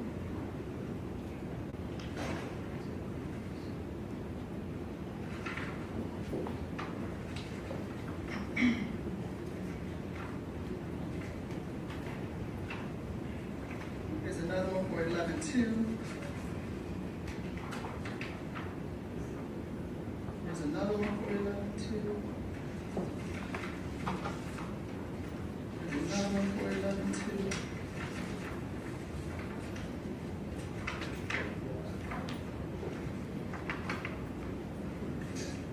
All right, you're giving me all the metadata and everything? Yes, I am. I don't even see the, one starts off need or, That's the way that it I've prints been out. looking at my body. Mhm. Beautiful child I've ever laid eyes on. What does that one say about drugs? So I'm giving you drugs, but Let's just do this real easy. Tell me what that one says about drugs. so in that text message, You what haven't it's- looked at it. You just told me what it said. You said it says about my body. What does it have to do with about drugs? I'm trying to answer it. Okay. What this says is that on 11:02, and then you go to 10:29, she talks I about, haven't gotten to 1029. you're asking me about this one or 10:29? That one. This one says, me either, and then she goes on to say to both. Then she says, like, I've been looking at my body and shit too. And so what it says here is that she knew that when I started questioning if I could be pregnant. So on this date, she says that she had been looking at her body and could tell that she had been pregnant. She She didn't. says that? Yes, she did. Okay, let me see that. But that has nothing to do with drugs. It does because what No, it no, I'm suggests. saying, is there any reference in this text to drugs? No, but it Okay, orients the thank you. state of mind of Miss Benning. State of mind. Yes, as it goes to our defensive theory.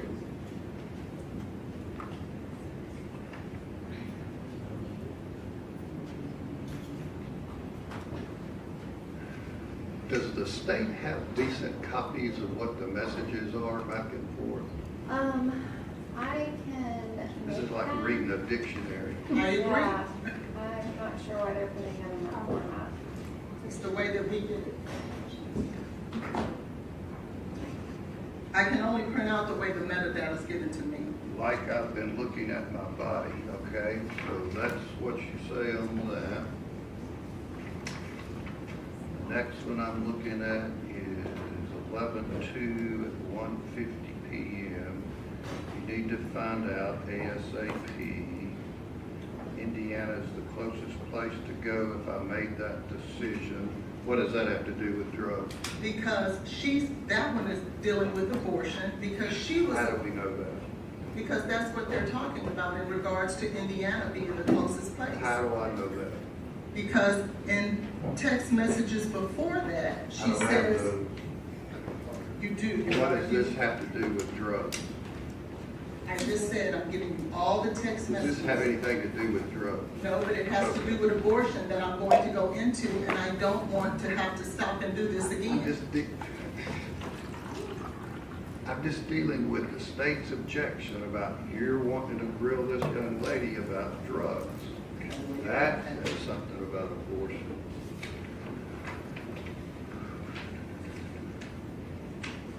It's weird, didn't like you've been drinking. What does this have to do with drugs? It has to do with alcohol. She was found to have cocaethylene in her system. But that is something from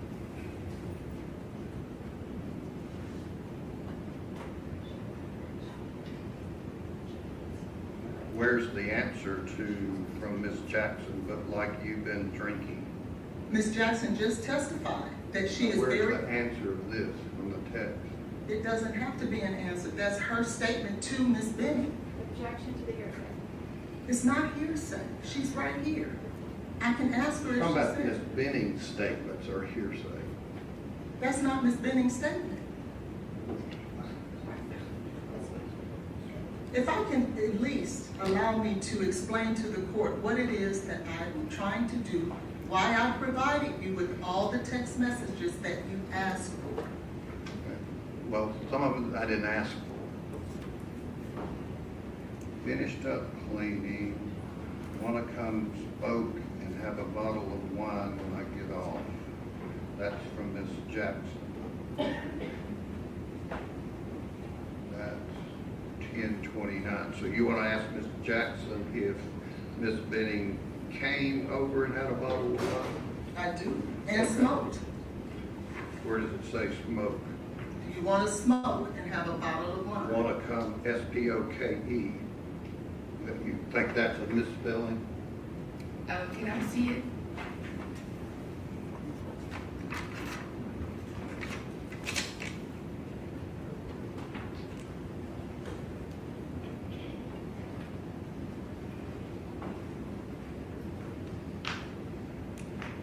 And while she's looking at that, one says, I'll be done in like an hour. You're not going to the party. I was going to, but my body is just really exhausted. I think I'd rather chill tonight. What is that? What's the relevancy of that? That one has to do with, as I stated before, that she was already telling by her body that she was pregnant. But yet she was doing drugs around this time, if you orient it with the other text message of 10:29 that I gave you. All right, maybe I hadn't gotten to that. This is 11:2.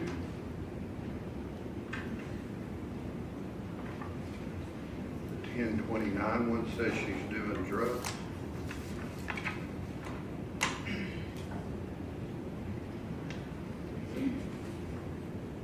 Excuse me.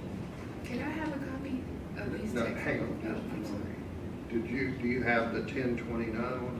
You just have that one, Your Honor. Okay. It says, I'll be done in an hour. This is 10. It's 10:29.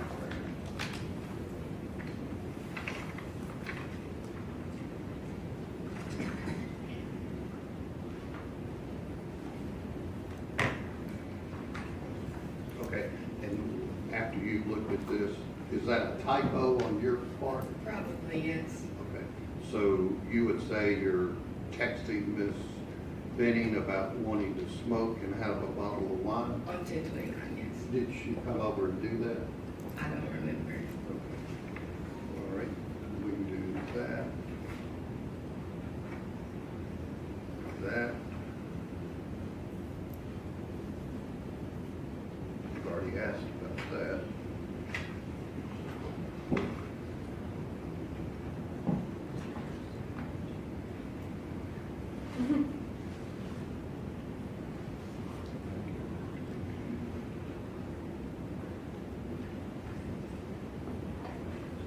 So on this one where you say, but like you've been drinking, do you know if she answered that?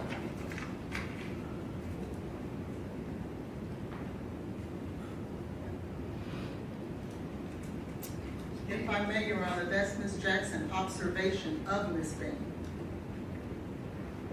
In a text? Yes, in a How's text. she observing her in a text? She is finding out that she was pregnant. Ms. Jackson's response is like, you've been drinking. I don't see that. I don't see that. Yeah, it's hard to. And if she feels like that's not what it means, that's what she could tell the jury.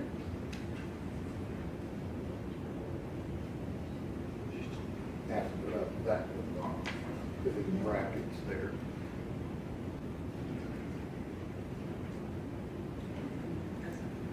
You know what that's about? The conversation is incomplete. Like, I can't really make a, I don't know. And then this is, I'm excited in a way. I'll be more okay when I know for sure it's his.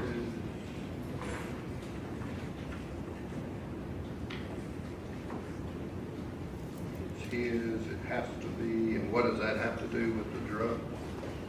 That's in regards to Mr. Taylor. Like I said, I was giving you everything so that we didn't have to go through this again. Okay, so this is relevant in terms of going back, finding out who the father is. Correct. And this shows that they're just discussing it.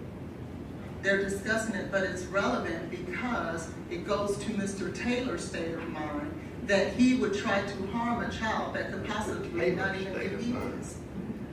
My client, Mr. Taylor, the one who's on the murder. How do these texts have anything to do with him? Because he's asked for a paternity test. My question is, you've asked about discussions with who's the father and things like that. So you're wanting this text to add to that how? Because it says she will be more excited once she determines it's his. So that means she didn't even know if it was his at the time. All right. And then, does the state care to be heard about whether, do you, Miss Jackson, know what you're referencing? Indiana is the closest place to go if I made that decision? The conversation, I don't remember the whole conversation. It is in part, so I can't give you an answer. You don't know what Indiana may have been. We were talking about her being pregnant. Were there any discussions between you and Miss Benning about her getting an abortion? Not necessarily that being her decision, no. What does that mean? She never said she wanted an abortion. I just Do told you know her if Indiana has anything to do with that? if she were to have made that decision, but that decision was not what she made. Okay.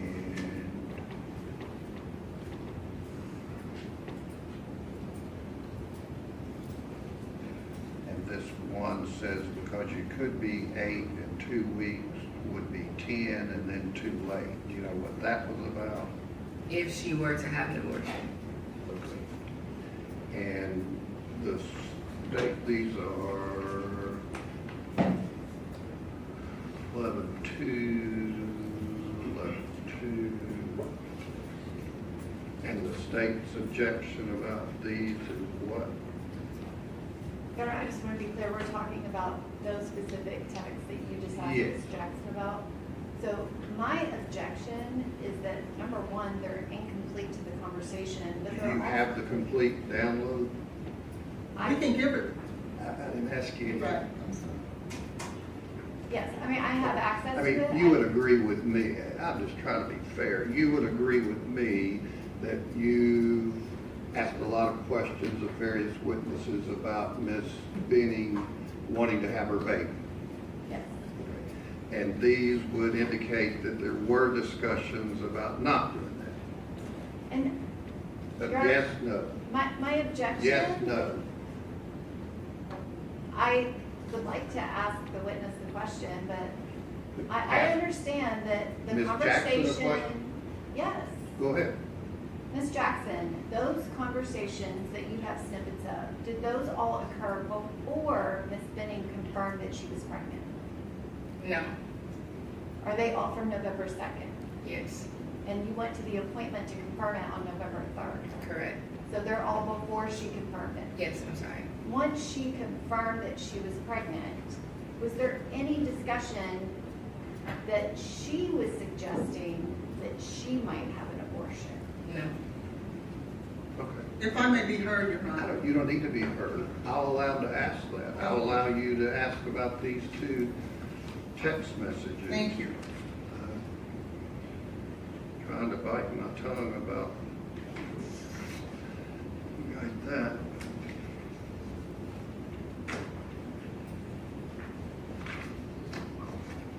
And Your Honor, may I be heard about the drug text messages? sure.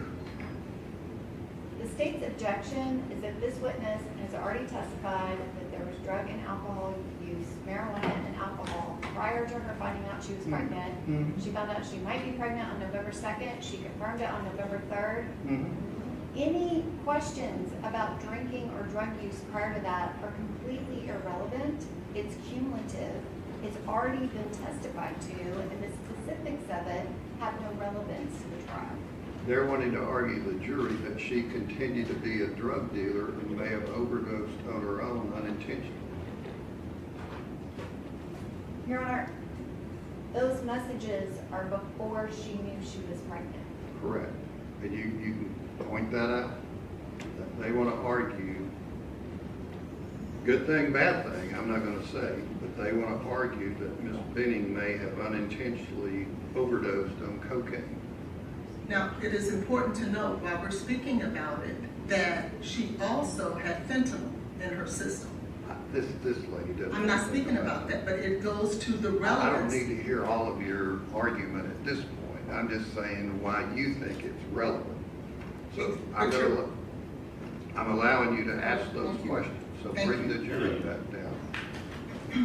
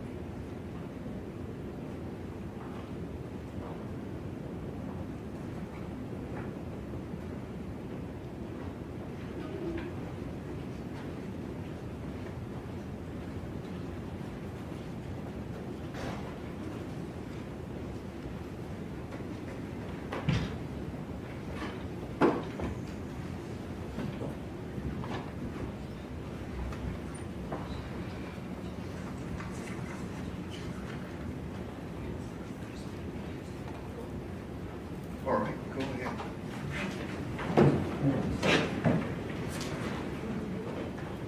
So, Ms. Jackson, during the month of October, it is in fact true that Miss Benning was in fact doing drugs, was it not? She smoked marijuana. And some other shit, right? Mushroom. And once you guys found out that she was pregnant, you then sent her a text message and said, like, you've been drinking, didn't you? I sent that? Yes. Yes. And what you were doing was calling her out that, oh my God, you're pregnant and you've been drinking. Isn't that correct? No. That's not what you meant by that? No. And it was after that that she no longer spoke with you about she herself doing any drugs. Is that right? Could you ask that again, please? Yes. After that text message that you sent her saying, like, you've been drinking, after that text message, she no longer sent you a text message about drinking or doing any drugs. Is that correct? I don't recall. So she could have sent some after that? I'm not sure. And also, we discussed the fact that you guys had to determine who the father was, and you determined that it was Blaise, is correct? Yes. But there was a time when she took those home pregnancy tests that you talked about. You remember that? Mm-hmm. And she sent you a picture of those home pregnancy tests that you testified to. Mm-hmm. During that time, she herself was considering an abortion, wasn't she? She was not. Well, didn't you guys discuss possibly going to Indiana? In terms of, she wasn't sure what she wanted to do, but abortion was not the answer. We were just discussing as friends, what did the future look like? Well, you were going to go to Indiana to possibly have an abortion. She was going to go to possibly have an abortion. Objection, Your correct? Honor. Counsel is mischaracterizing. Okay. You know what that discussion was about? I asked her about Indiana one time. We never went, and we never talked about it again. Well, why would you talk about it if it wasn't an option for her?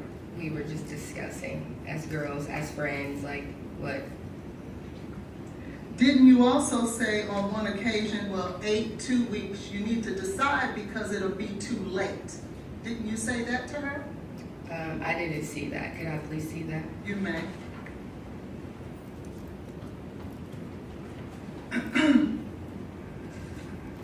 Or get that.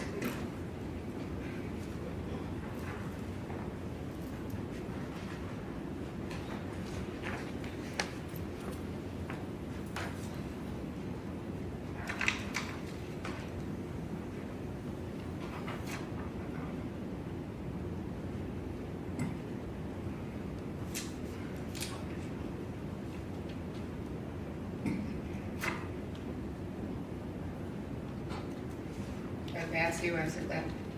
Okay. So you were discussing it because she was considering an abortion, correct? We were just discussing. She didn't say she was getting an abortion. I understand, but she was considering it, wasn't she? Objection, Your Honor. She has mischaracterized the witness's testimony. Okay. She said she checks that. She doesn't know what Miss Benning was considering. Go ahead. So when Miss Benning then texts you, well, you text Miss Benning, you need to find out ASAP. This is on November the 2nd. She responds, Indiana is the closest place to go if I made that decision. She was speaking about an abortion, was she not? I already said that we discussed multiple options. It wasn't like a definitive answer. Okay. We were just talking. So when Go ahead, I'm sorry. when Mr. Taylor reached back out to Miss Benning on December 31st, after he no longer considered an abortion, it's no different. It was just different times. Isn't that correct? I'm sorry? What is your question? That's a statement. No, I said, isn't that correct? That's a question. That Mr. When you want Mr. her to Taylor- interpret what Mr. Taylor thought. When Mr. Taylor reached back out to Miss Benning on December 31st, do you remember that? I don't remember the day when he reached back out. It was, I don't know. You remember when she told you she went to the park with Mr. Taylor? I do. On January the 1st? Yes. And they sat there for 4 to 5 hours and talked? Yes. And after that date, did she ever tell you that Mr. Taylor talked to her about having an abortion after that? I don't recall. So is it your statement that he could have, or you don't recall him ever saying that? Is there messages that I could potentially read about it? I can give you the messages between you and Ms. Benning from January 1st all the way up to February 25th if you would like me to. I'm speaking about this question that you're asking me now. My question is from January 1st of 2023 until February 25th of 2023. Did Ms. Benning ever come to you about Mr. Taylor trying to pressure her or ask her to get an abortion? Yes or no, ma'am? No. Thank you.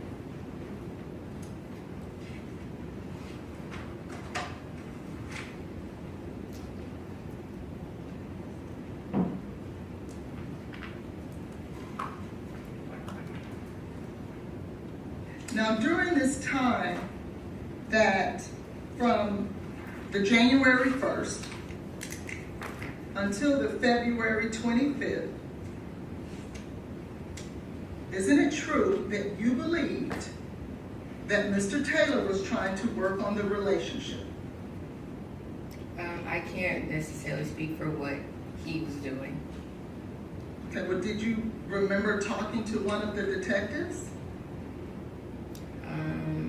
Saying what again? I'm sorry. That Mr. Taylor was trying to work on the relationship. Okay. Yeah. Okay. And that's what you shared with the detective, right? Okay. Yeah. Can you show me that reference? I would have to pull it out. I can't. This witness is not, I'm not. Go ahead, what's your Thank you. question? I'd like to move on. All right, go ahead. Now, when it talking about Mr. Taylor and Miss Benning from February 1st until February 25th, Miss Benning never complained to you in any form or fashion about Mr. Taylor being abusive to her, pressuring her in any kind of way. Isn't that true? Correct. Now, when Mr. Taylor and Miss Benning parted ways on November the 6th of 2022, it was Miss Benning who sent the text message to Mr. Taylor that they should go their separate ways. Wouldn't you agree? Not initially. So are you saying that Mr. Taylor wanted to part ways first? He made mention of it Okay, and when did he make mention of that? when she found out she was pregnant. And where did you see that? Did she tell you that in person or via text, or how did she tell you It that? might be in the text messages, or she might have told, or she probably told me on the phone. Right, because I've looked through the text messages, that's not there. On the phone. Okay, do you want to ask questions or testify? So, when Miss Benning sent the text on November the 6th, in fact, she said, we're at an impasse. Isn't that what she said? Because she sent the text message to you. You testified to it, remember? Yeah, can I see this text message, please? Yeah.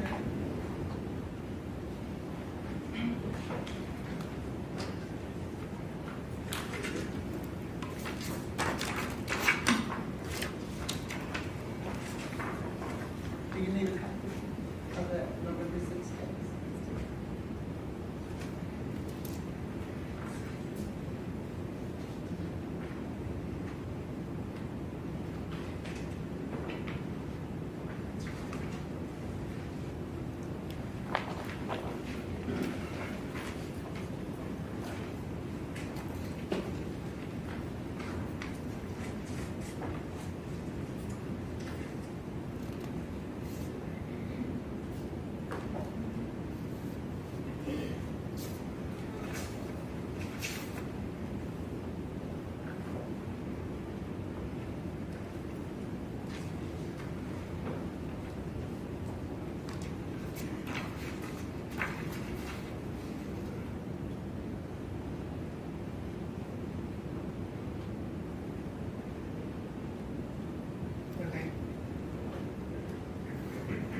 the text that you testified to on direct examination that you edited, correct? And that's the one where it was Miss Benning who sent the text message to Mr. Taylor, isn't that right? And what she says is, we need to go our separate ways. Isn't that what she said? Do you want me to, am I supposed to read it, or? Well, I just asked you whether or not she said it. Yes. Okay. And she never shared with you that after that, Mr. Taylor tried to continue to call her, continue to try to force her to have an abortion or anything of the sort, did she? Could you repeat that? I'm sorry. After that text message, Miss Benning never shared with you that Mr. Taylor tried to force her, coerce her, or do anything to force her to have an abortion, did she?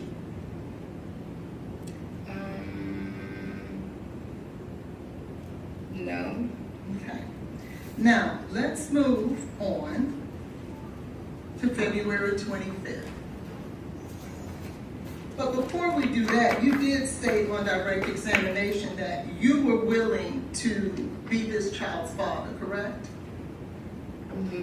And you were going to move in with her to help raise the baby, correct? If need be.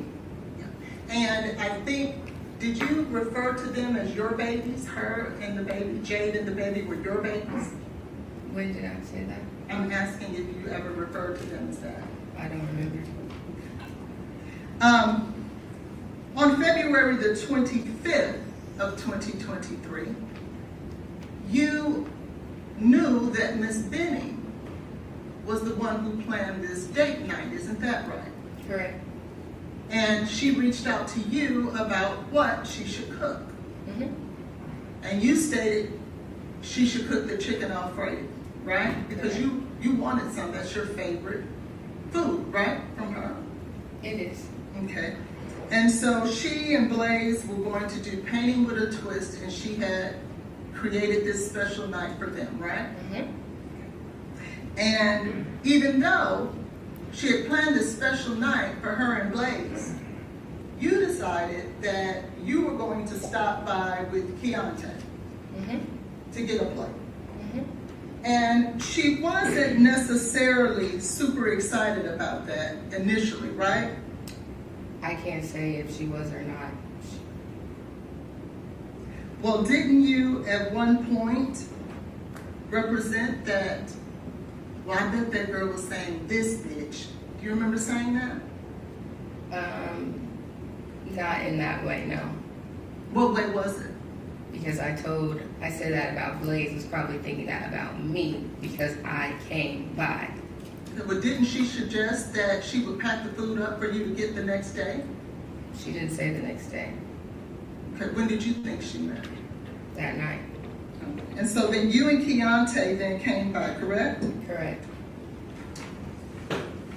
And when you went there, you talked about that y'all had a group conversation, talked about future plans, correct? Activities, yeah.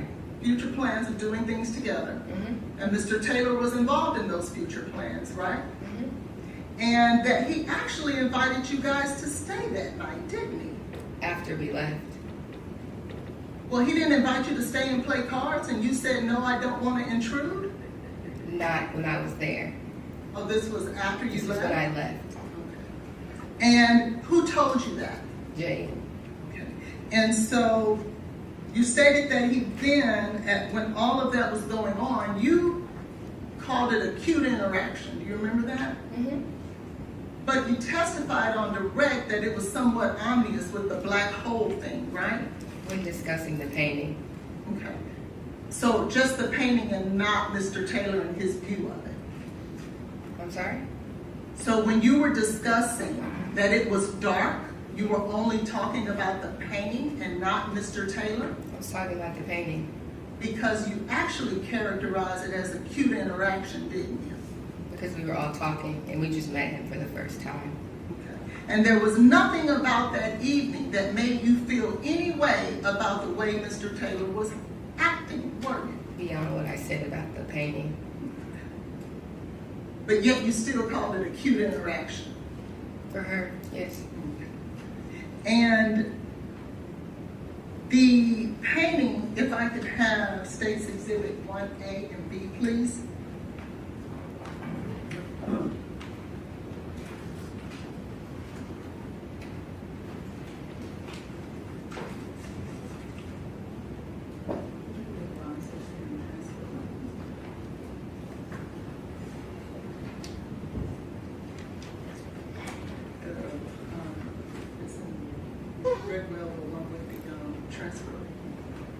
I want to show you the red velvet chair.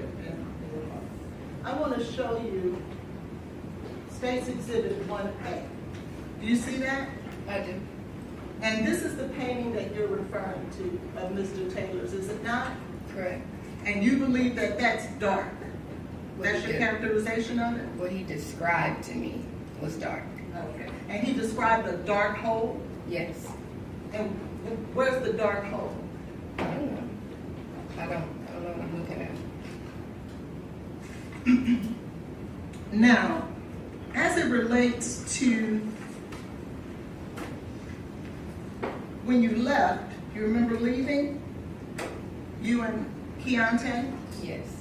And when you left with Keontae, you guys took your plates and went over to Keontae's house. Correct. And then Keontae was going out to hang out with his friends. Is that right? Correct. And where was he going? Do you know? I don't know. Okay. But he was going to hang out with some buddies. Mm-hmm. But about 9:29, you get a phone call from Miss Benning. Mm-hmm. And I think you said that when she called, if I remember correctly,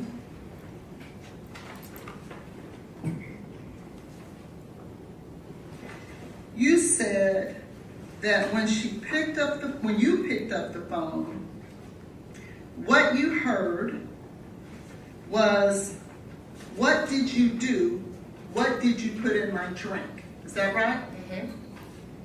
And then, "Let me see what's in your pockets." She said that after she said those two things. Is that right? She said those things, correct? But at 9:30, you sent her a text saying, "Are you talking to me?" Mm-hmm. Why would you think she's talking to you if she's saying, "What did you do? What did you put in my drink?" I didn't think she was talking to me about those things. I was wondering what was going on because she never acknowledged me on the phone. Well, wasn't there a time when you were talking to one of the detectives that you said that she was trying to say your name, Nijaiha? Didn't you say that? I don't remember that. Okay. We'll put a pin in that because. And after, I believe you said that after that interchange in regards to that, you say that it was something like you've never heard before. Isn't that what you said? Correct. And that it appeared like she was in danger. Mm-hmm. And that you had never heard your best friend in that way. Correct. And that basically she was accusing the man that she was alone in an apartment with for trying to kill her. Correct. You didn't think it would have been important to call 911? It was important to call 911. So why didn't you? I was not there. You didn't have to be there to call 911, did you? No, but I didn't have anything. What was I going to report?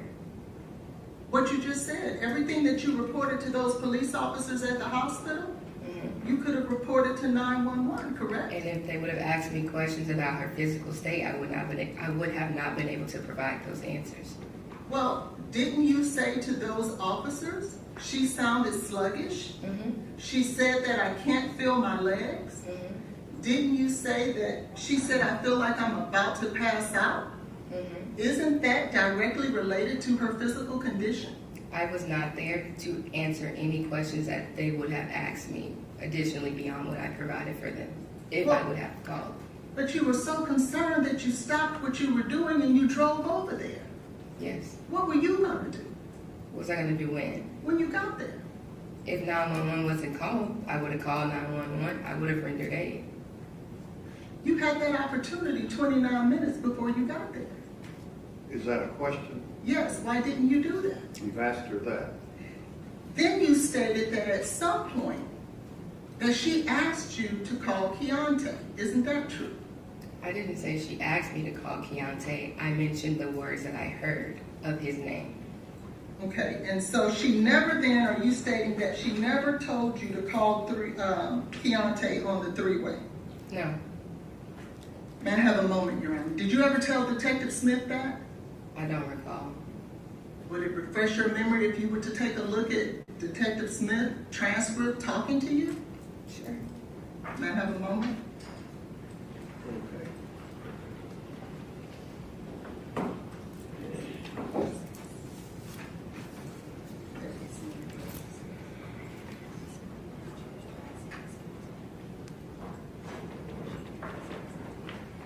Your Honor, we have a recording. You said you wanted to show her a transcript. Where is that? Right here. Okay. Let me make sure it's the right. There are 4 different transcripts for her.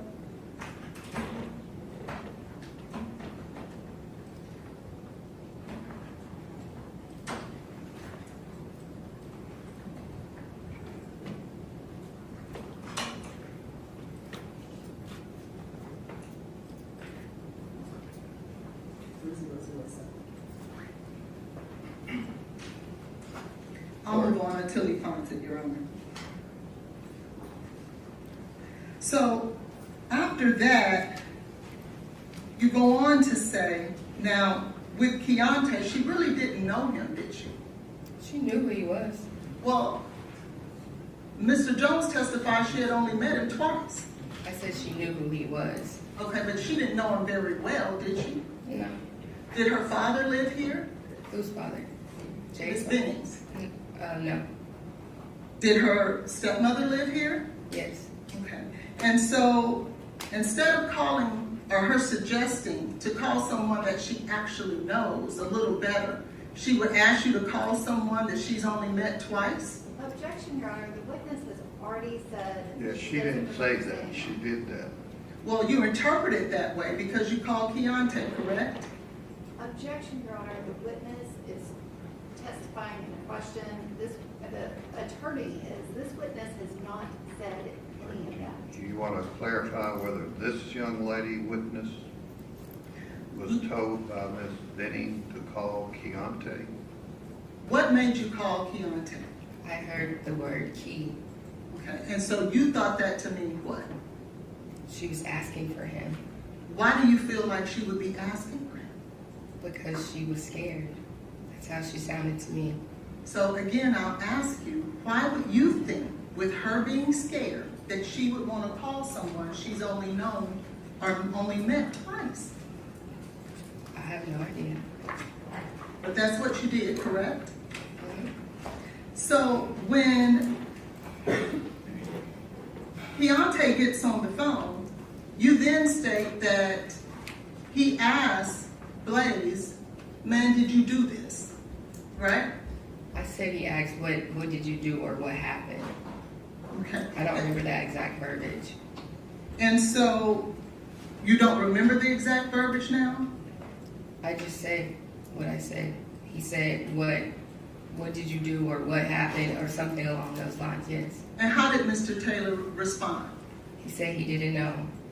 Okay. He didn't know what happened. Mhm. And so when you finally hear what's going on, you drive over there, correct? I was already on the way over there when she called me. And you were over there because you were on your way over there because you felt like she was in dire straits. And what? Dire straits, meaning she was in trouble. She was, yes. Okay. And so you get over there. Do you call her mother before you get there, given the fact that she was in so much trouble? I called her mother, yes. Before you got there, did you call her mother? Yes. I thought you didn't call her mother until you got there. Is that not right? I never said that. Okay, so when exactly did you call her mother? After Blaise told me he was calling 911. Okay. And so when you got there, you actually, well, before you got there, you talked about at 9:47, you made the second call. I don't remember what time. You don't remember what time you said that you called the second time? I don't remember exactly what time, no. Okay, and then when you get there, in fact, 911 is there, is it not? Correct. The EMS was there just like he said they were. Mm-hmm. And you stated that when you arrived, that he was frantic. Isn't that what you said? I said he was pacing back and forth, like anxiously panicking. Yes, that's what I said. And you were panicking too, weren't you? I was. And you were jumping on the back of the ambulance? Were the paramedics and EMT allowing you to do that? They told me that I needed to go to meet them at Vanderbilt. Did they try to stop you from jumping on the back of the ambulance? I didn't jump on the back of the ambulance. I was trying to see through the window what was going on with Jade. And were you getting in the way of the paramedics? No. Not at all. No. And you feel like jumping on the back and trying to look She inside? said she didn't do that. Would you be surprised to know that someone testified that you did? Objection, Your Honor. Counsel is mischaracterizing the If witness you'll just ask testimony. questions instead of testifying, please, ma'am. Now, when you got to the hospital,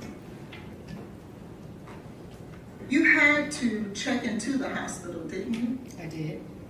And when you checked into the hospital, you had to go through a metal detector, I did. and they gave you a visitor's pass, I don't remember. but you did have to go through a metal detector. I did.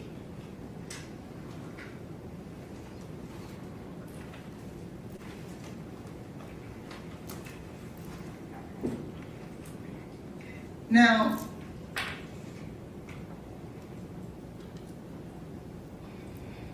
when you guys left Miss Benning's home, Mr. Taylor didn't go back upstairs, did he? No.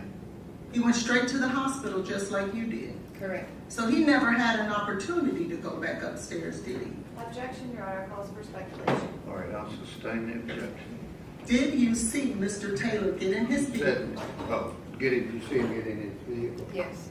And did you see him drive off? Yes. So he didn't have an opportunity to go back upstairs, did he? Not at that point in time, no. You talked about that when he got there, that he referred to Miss Benning as his girlfriend. Is that right? Correct.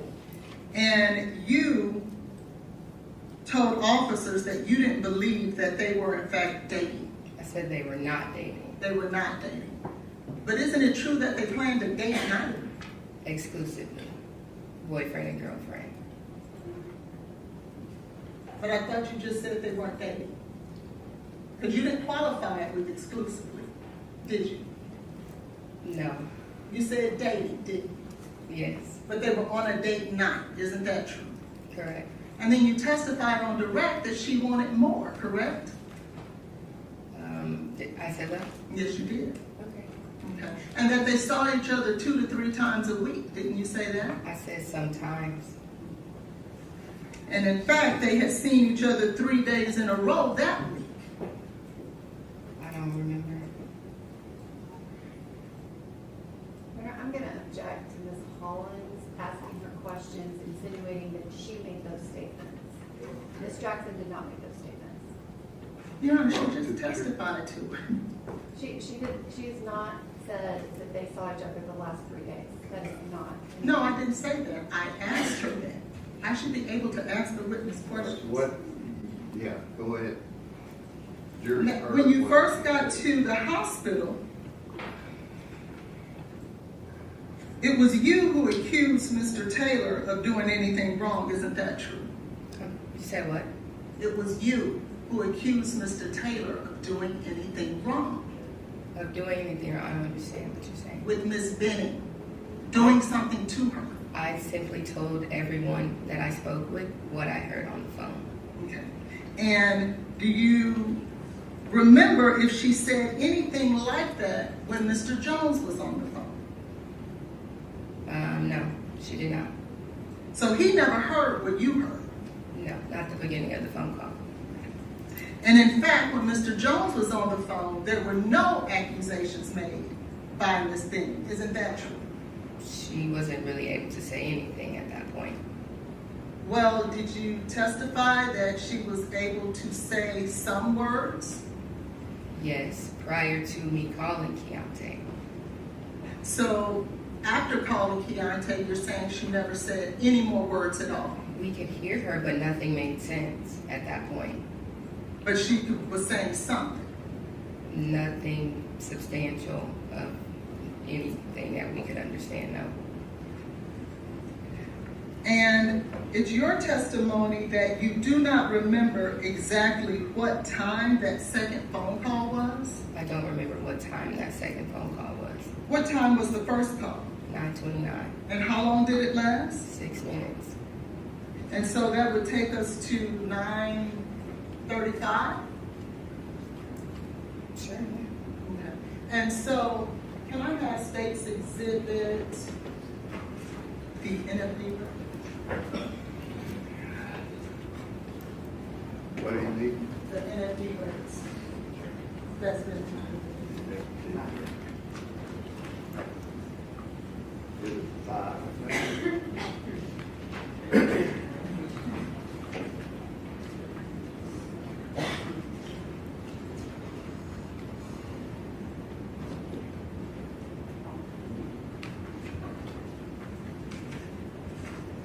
Your Honor, the state will agree that the time of it's Okay, not. let's just see what are you wanting to ask?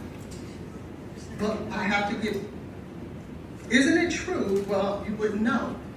Would you be surprised to know that Mr. Taylor called 911 at 9:38? I don't know what time he called her. That's why I was going to get the record, Your Honor.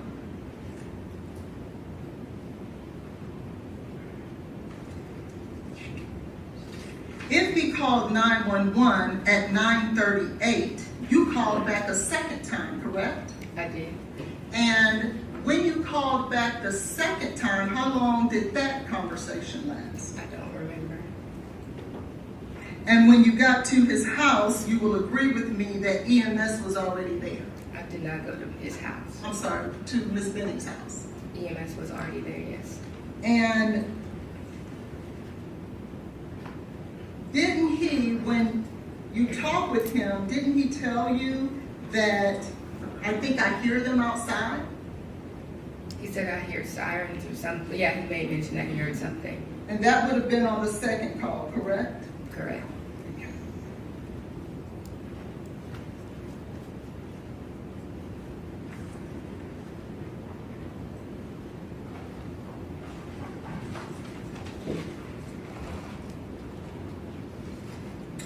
When you left Ms. Benning's home and got to the hospital, did you gain access to Ms. Benning's phone?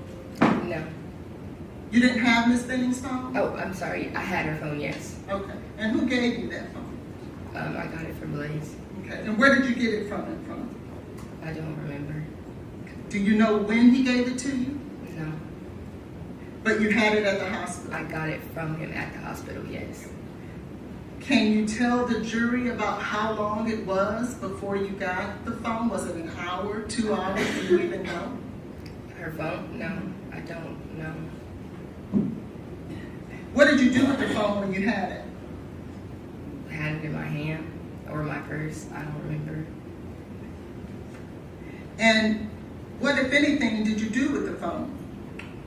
I didn't do anything with the phone. You testified that Keontae showed up, is that right, at the hospital? Yes. Did any of the police officers tell you that they wanted to speak to Keontae? No. I mean, yes, I'm sorry, yes. Okay, so when Keontae showed up at the hospital, did you tell him, hey, the police want to talk to you and get your side of the story? They didn't specify when. Well, they talked to you that night, right? And they asked to talk to me. My question is, they talked to you that night, didn't they? Yes, I How was. many police officers did you speak Objection, with? Your Honor, argumentative. I also, How many police officers? Is that That's your argument. argument? it's argumentative what she's saying to her about asking about police officers wanting to talk to Keontae. She's answered the question. Okay. These questions Her are question relevant. was, do you recall how many police officers you spoke with? Is that right? Maybe 2 or 3. I don't remember exact number now.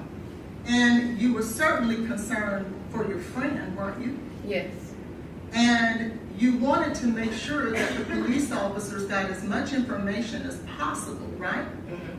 Now, Keontae is the one other witness to how Jade was sounding and feeling. Would that be right? correct. There's nobody else with that information but him. Okay. You didn't tell him, hey, go inside. Tell these police officers what happened. You didn't do that? No, Why not? I don't know. I don't know. Don't you think that would have been important? They would have said something to him. I'm sorry? I said if they wanted to speak with Keontae, I feel like they would have spoken with him. You didn't feel it was important enough to tell Keontae that night, but you did feel it was important enough to accompany Miss Franklin to Miss Benning's home and to remove evidence out of the apartment. Is that right? What's the question? You didn't feel that it was important enough for the only other witness to Miss Benning's situation, medical emergency, to go talk to the police, but yet you felt it Objection, was Your Honor, important. she has answered that question. She asked me to repeat the question. You asked the question No, I have after not. that and went back to the one before. Did May I finish you the tell question? Mr. Jones to stay and talk to the police? I did not tell him to That's- stay. But That you wasn't- did go to the apartment? Yes. Okay. And when you went to the apartment, you had spoken to 3 officers, 2 to 3, is that right?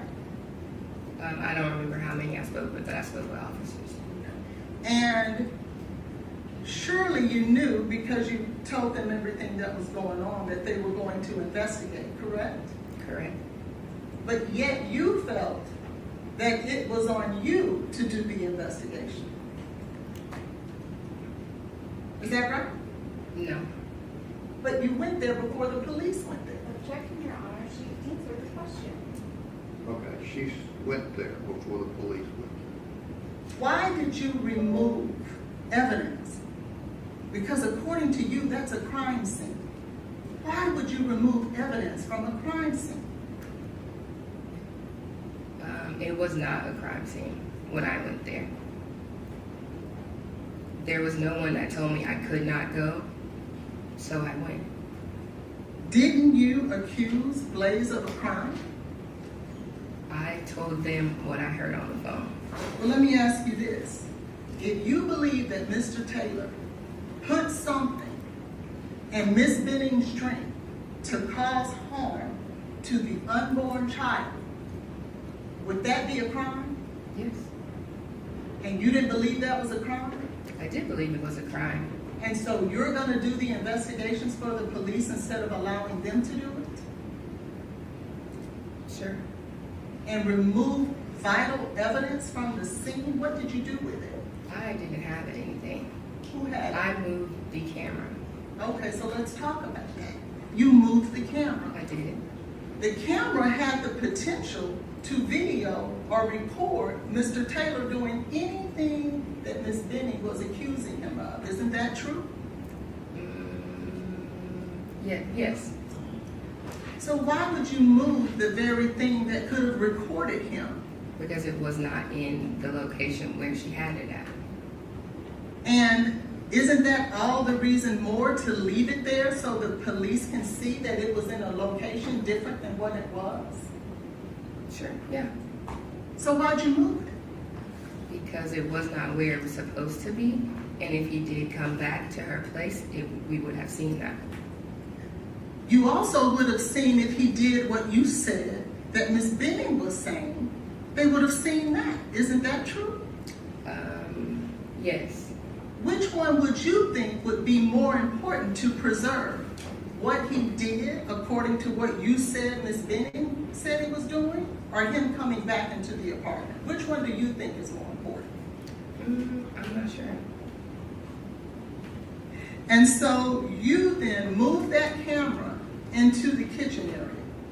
Did you look at it? No, Why didn't you take the camera and give it to the police? I didn't take anything out. You were there when Miss Franklin took it out, right? Correct. Did you assist Miss Franklin in taking it out? Objection, Your Honor, she has asked and answered that question. I've never asked that question. Assist her in what? Did she assist Miss Franklin in removing evidence from the scene? I walked out with her.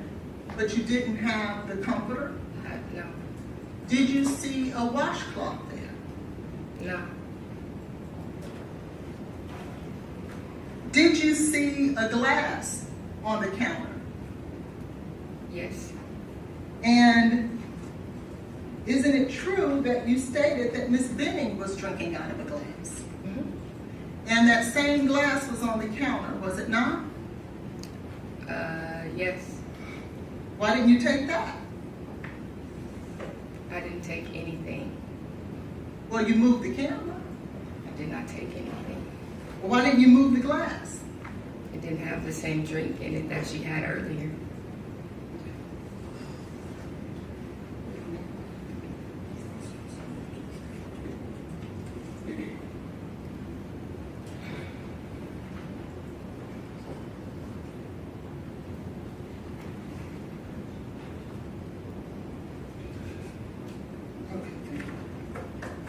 So, when you went back into Miss Benning's house, did you see a gun there? No, Do you know whether or not Miss Benning had a gun there? I'm not sure. I want to draw your attention back to State's Exhibit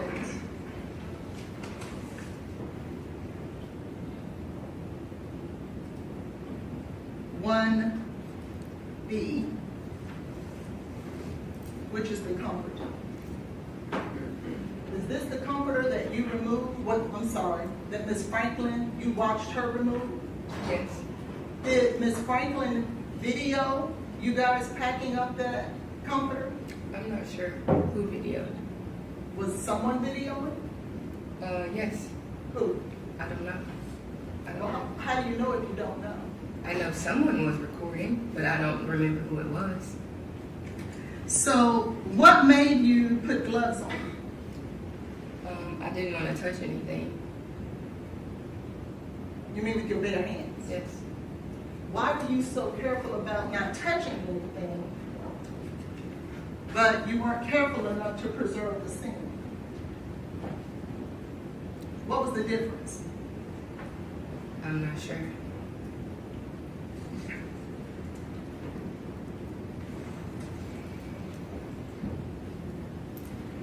When you went to the hospital and you started talking to police officers, did you talk to them about Lauren Weber, who had gone to the apartment earlier that day? I'm not sure. I don't remember. Did you ever share with anyone that you didn't believe that Mr. Taylor stating that she actually vomited was true? Did you ever make that statement? I said he never told me that prior to. And so, were you stating, because this is what I'm asking, when you told the officers he never told me that, were you insinuating that it was not true? I was insinuating when I was asking him on the phone, and prior to me getting there, what happened, what was going on. He did not inform me that she vomited until after we both disclosed our perspective, or not even perspective, what we both experienced that night. And Didn't you tell the police officers that Lauren Weber or anyone else had not seen any vomit anywhere in the place? I don't remember. Could you have said that? I'm not sure. How did Miss Weber, when did you talk to Miss Weber that night? When she got to the hospital, What time was that? I don't remember. Was it before or after she went to Miss Benning's home? I really don't remember. You remember talking to her about what she saw when she went into Miss Benning's house? I don't remember us talking about it. You don't remember you guys talking about it? Objection, Your Honor, this has been asked and answered. Okay, she's answered that. Let's talk a little bit about the allegations that you made or talked to the police officer about as it relates to Mr. Taylor, okay? You remember talking to them about a cup that was missing. I don't remember. You don't remember that either? I don't remember talking about that. Like, no. Okay. Do you remember talking about whether or not he wiped her face or any of those types of things? You said, did I? Mm-hmm. I don't remember talking about any of that. And do you remember whether or not the allegations you made in regards to what he was saying in response to what you were saying? Remember you said he didn't say anything? Objection, Your Honor, she's mischaracterized the witness's testimony. Your Honor, may I respond? When are you talking about? Do you remember that when you were talking to the police, and in fact you just said it on direct examination, you said that when the accusations were made, Blaise didn't say anything to you. Do you remember that? To me on the phone? Just here today, ma'am. No, I'm saying, are the accusations that he did not respond to, are you responding, saying that in regards to the phone call? Yes. No, yes, no, he did not. He did not say anything. He said he didn't know, he didn't do anything. Right. He said, I didn't do anything. I don't know what's going on, right?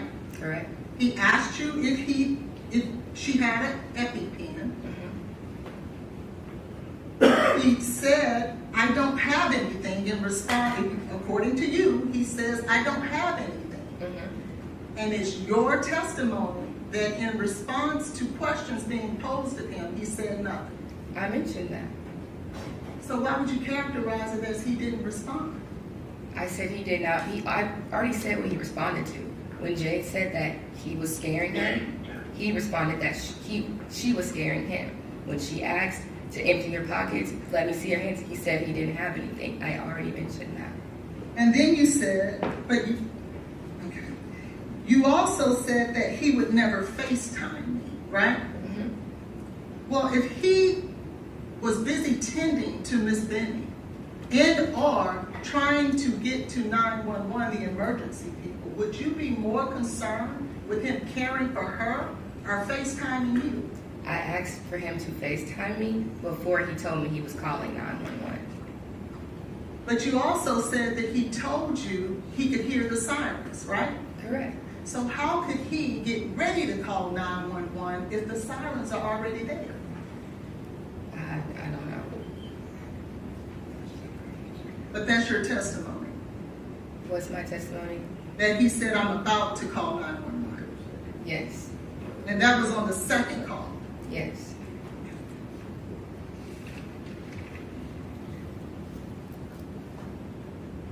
You said the last few words that he made is key with you. That's what I heard, yes. She made, I'm sorry. And if that was the last few words that she made, how did you know to call Key? I decided to call Key. So now you're saying she never told you to call Key? I said she never told me to call Key. Did you ever tell anyone that she did tell you to call Keontae? I don't recall saying that. Okay.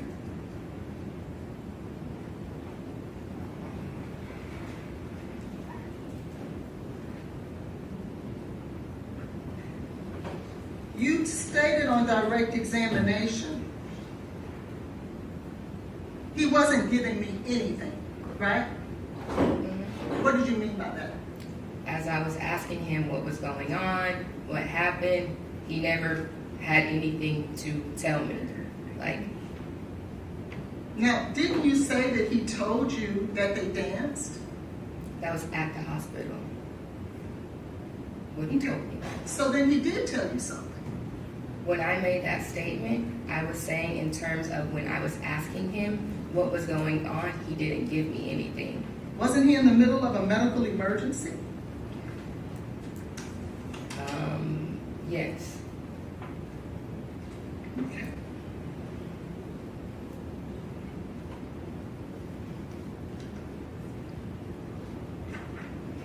When you left the apartment with Miss Franklin and the two other girls, with the evidence that you removed and relocated in the scene, did you immediately then go to the police officers that you met with and inform them of what you guys had done? I don't remember. You don't remember if you went to the police after I don't that? remember if I went to the police when I don't remember, like, when I spoke with them. Okay.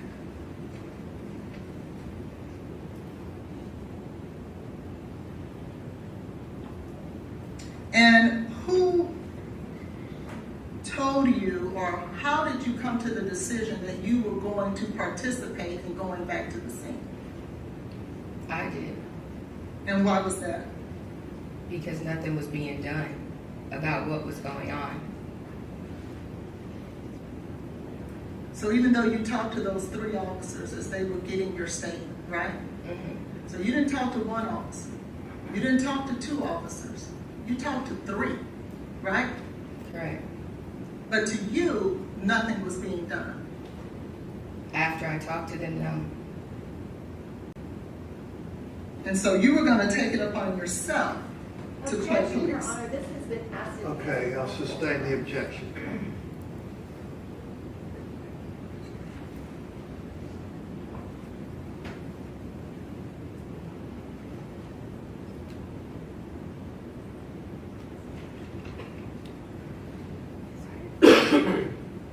Is there any other person, Ms. Jackson, besides you, who heard any of these alleged allegations No. that Ms. Benning made? No. Is there any other person besides you and the other three women that went into that house that manipulated evidence from the scene? Can you say that question again? I'm sorry. Are Does there- she know of anyone else that went into the apartment? Yes. Do you know of anybody else that went in? No. Well, I thought you knew Miss Weber went into the scene. Oh, yes, she did. I'm sorry. I'm And sorry. what did she remove out of the scene? Objection, Your Honor, she has a lack of personal knowledge. Sorry, I'll Can sustain. she respond to that instead of the prosecutor? I Did Ms. objected to Weber the say question. anything about what she did? No. Okay, she doesn't know.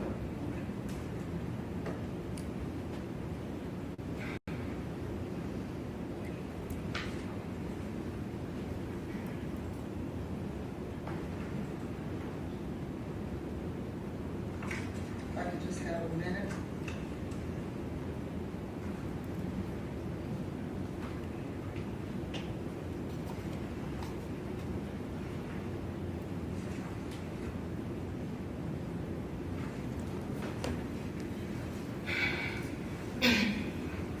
Now, you talked about that Ms. Benning did not post about her pregnancy on direct examination. Do you remember that? Correct. And you stated that that was something that she wanted to do, right? I'm sure she would have liked to. Okay. But she didn't, right? She did not. What are you insinuating when you say that she did not post? I'm sorry, what did you say? What are you Why is insinuating? somebody saying anybody about insinuating? Because the question was asked on direct examination that Ms. Benning was, although she was very happy about her pregnancy, she would never post on the internet. And the insinuation was made that it was a... Nobody's insinuating, she's just answering the questions that she's asked. Well, So rephrase your question about insinuating anything. Why do you feel that Ms. Jackson did not post about her pregnancy? I feel, I'm sorry, why Ms. Benning didn't post about her pregnancy? I just feel like she was trying to deal with whatever was going on between her and Blaise, and he made it very clear that he didn't want anyone to know about him being the father. Now, wasn't Ms. Benning dating other men? She was talking to other people Okay. Isn't Jarius Porter one of those men? at a point in time. And wasn't it a time where she did not want him to know that she was pregnant until she was ready to tell him? I'm sorry? Wasn't there a time where she did not want Mr. Porter to know that she was pregnant until she was ready to tell him? I just think she wasn't ready to tell him. If she would have posted she was pregnant, he would have known, wouldn't he? She might have wanted to tell him on her own. Correct. So it wasn't that Mr. Taylor didn't want her to post. She had her own reasons. Isn't that right? No. I want to bring your attention to a text that you wrote to Ms. Benning on February 5th of 2023. Objection, Your Honor, to hearsay. It is an out-of-court statement. Well, I'll ask you this. Did you ever ask Ms. Benning, when are you going to post? I did ask her. Okay. And isn't it true that in her response, it said nothing about Mr. Taylor? I'm not sure. Did I see that? Yes, you may.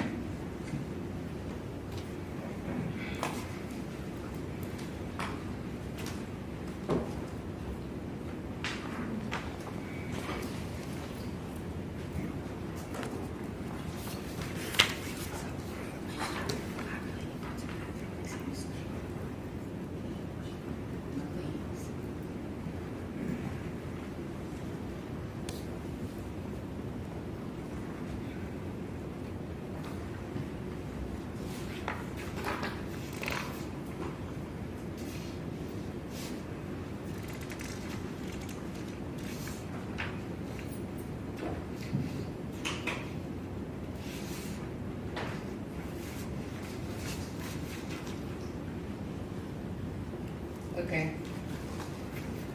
So I'll ask you again. When you asked her, when is she going to post, her response had nothing to do with Mr. Taylor, did it? Not this one. Okay, well, I'm talking about this one. No. Okay. Are you saying there's another one where she does say that? We've had conversations. Was that in person?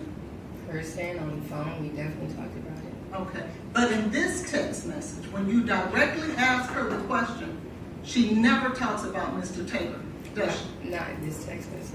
Okay.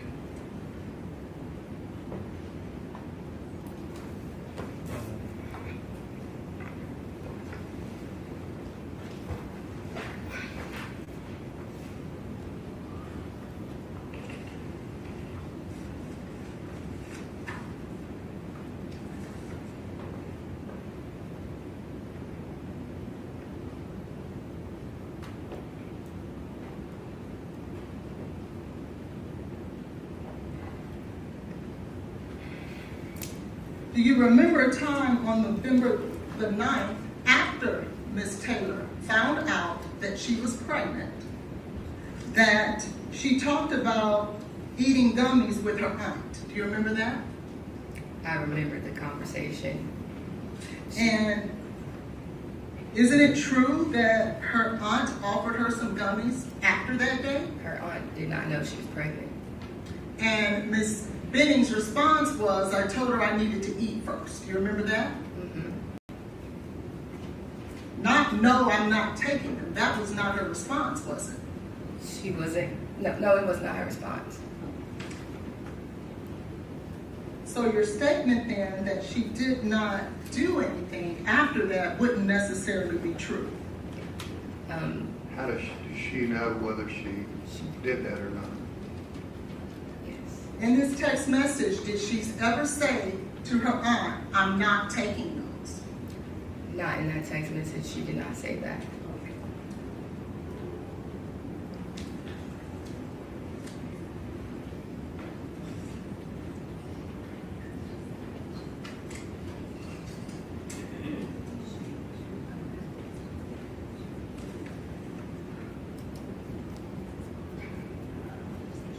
Speaking directly about Mr. Taylor and Miss Benning, did she ever tell you that in any way that he was violent towards her? No. Did she ever tell you in any way that he threatened her? No.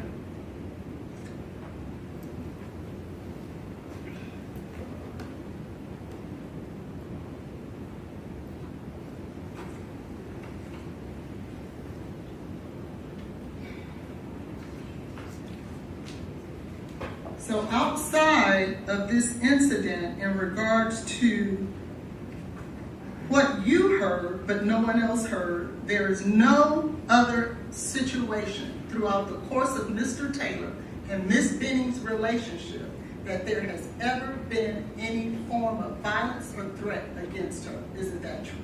No. I pass the witness. All right, does the state have redirect? I do, Your How Honor. long do you think that would be? It will be at least 30 minutes. It could be. Or do you need to take a short break? Yeah, I just want to go to the restroom. Well, it, Go with that gentleman right there.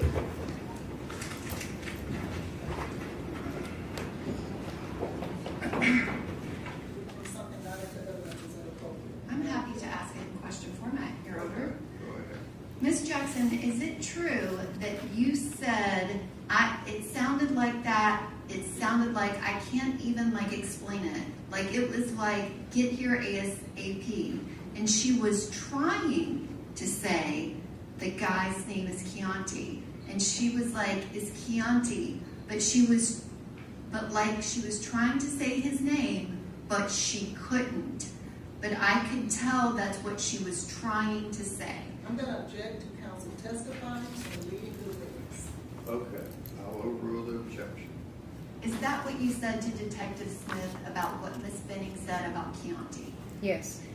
And you never told Detective Smith that Miss Benning asked you to call Chianti. Isn't that correct? Correct. And you called Chianti on your own. And why did you do that? Like I said, I feel like she was scared. I heard Key, and I was just with her, and I wanted him to hear the way that she sounds. So that's why I made the decision to call Chianti. And if you could turn to page 4 of that same transcript, and if you could look at lines 42 through 47. When you were asked about Miss Benning and Mr. Taylor's relationship after January of 2023, you responded to Mr. Smith, she doesn't send him any pictures, ultrasounds. Like, I just went to her house 2 days ago and the ultrasounds were on the countertop. I get there today and they're gone. So she tried. It's not like she tried to hide it from him, but Hang on a second. What is your question? I'm asking her if this is what she said in response to what their relationship was like. Ms. Collins, Ask her. what did you say in response to Detective Smith when he was asking you about their current relationship after January 2023 in that February timeframe? Your Honor, I'm going to object to I'll the overrule witness. the objection. Have a seat. She has a right to bring up consistent information that you for 2 hours asked her about. But she's not allowed to read from something that's not in evidence. She is on She's direct asking this, examination. have a seat. Thank you. May I have a ruling, Your Honor? The ruling is have a seat. Thank you. Now, what is your question? My question is, can you please answer what you told the detective about their current relationship? I told them that I would ask her if she would send Blaise pictures of like her ultrasounds and things like that, and she said no, ultimately because she doesn't want to get him all riled up, and she knows that she's not going to get the reaction that she wants from him, like acknowledging that, you know, that if they were beautiful or any way that would give compliments to her or her pregnancy. So she described to you if she talked to him about her pregnancy, he had negative feedback. Yes. And were you aware, did he go to any pregnancy appointment with her? No. Were you aware of whether or not Ms. Benning asked him to go to the appointments with her? Yes. And did she send you his responses? Yes. And what were his responses? Pretty much like he was too busy. Did you have any indication that Mr. Taylor was interested in actively being involved in Ms. Benning's pregnancy in February of 2023? I'm sorry, one more time. Did you have any information that Mr. Taylor did anything to be actively involved in her pregnancy? No. And you were asked questions about if there were any discussions about abortion. Could you please describe what your discussions were with Ms. Benning about abortion? We briefly talked about it in terms of like, just like I said, girl talk, having conversation, but she never like actually said that she wanted to have an abortion. Did she ever say that she wanted to have an abortion? No. Did she actually say the opposite of that? Yes. And when abortion came up, what was the context of that conversation? She was saying she was not having an abortion. Was there anyone that was party to that pregnancy that wanted her to? Yes. And who was that? Blaise. And did she express that to you? Yes. And what was Miss Benning's response to him wanting her to have an abortion? She was basically saying, I've made my decision of keeping my baby, and there's really nothing you can do to change my mind about it. And is that what ended their communication in November of 2023? Yes. That text message that you assisted her with drafting, was that in response to him wanting her to get an abortion? Yes. And then he completely stopped talking to her. Correct. And that November 16th contact, are you aware that he asked her to unfollow him? Yes. And do you know why Miss Benning was asked to unfollow Mr. Taylor on social media? He said he did not want to see anything about the baby. He wanted no parts. He didn't want to see anything that she posted or any mention of Jade being pregnant on social media. And you were asked about Miss Benning and not posting. Did you know why she was not posting to social media? About the pregnancy? Yes. Yes. And why was that? I think that she did not want to upset Blaise, I guess. I'm not really sure. Like, she just didn't want to cross that bridge with him simply because he made it very clear that he did not want that. Did he in any way claim to be the father of that child prior to that statement he made in the hospital that you testified to? No. And you were asked a lot of questions about drug use and specifically some random text message about edibles. Are you certain of whether or not Miss Benning did any marijuana or alcohol after she found out she was pregnant? Yes. And what is it that you absolutely know about that? She was not. If I can have just one moment.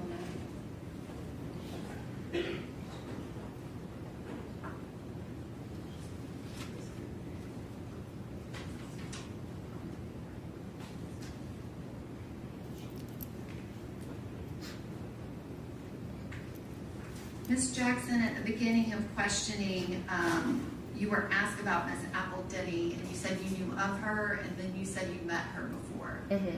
Had you met her before any of this happened? No. Thank you. Any recross? Yes.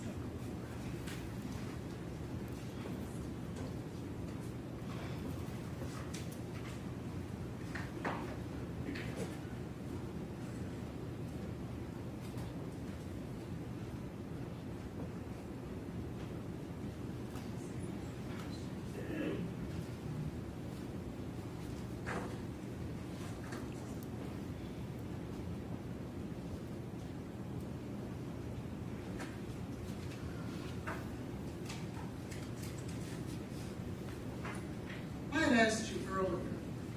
What's your question? My question is, you stated before that there was no call, you didn't know what time your call was, a second call. You remember that? Mm-hmm. And in fact, that call was at 9:47. That wasn't asked on redirect, so where are we going on that? Well, when you talked about the drugs on redirect, do you remember that? Yes. And do you remember stating at the bond source hearing, you testified under oath that the only drug that you and Ms. Benning did was marijuana. Do you remember that? Correct. But that wasn't the truth, was it? Yes. You said me and Miss Benning. Well, didn't we talk about the fact that y'all were going to do mushrooms together? I never did. Okay.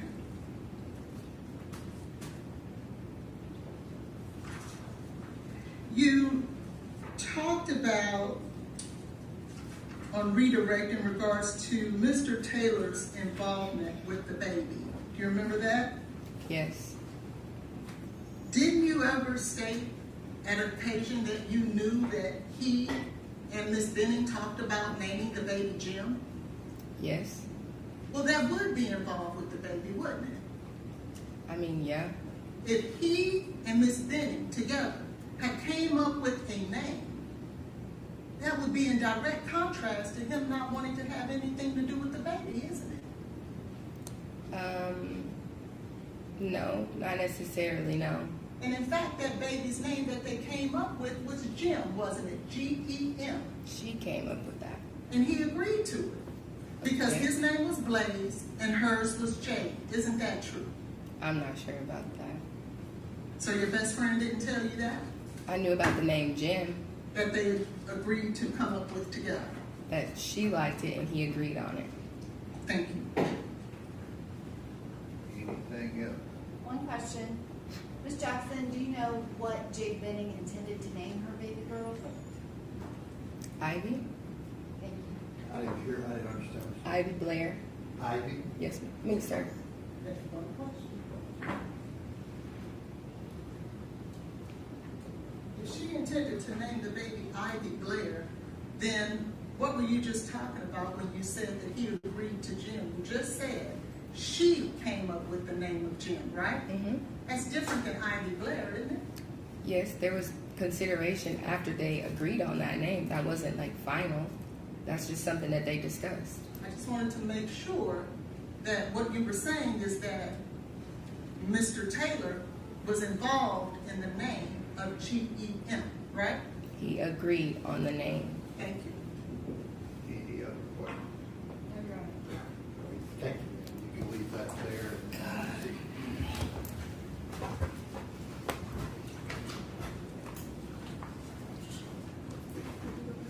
Yeah, you can have a seat.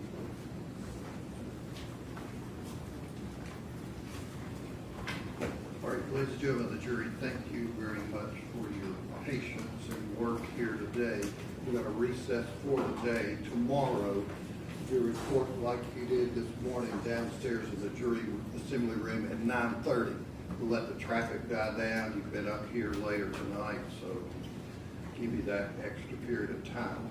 Leave your notes up here. Remember about not discussing the case, looking anything up, or any of the other admonitions that I've given you.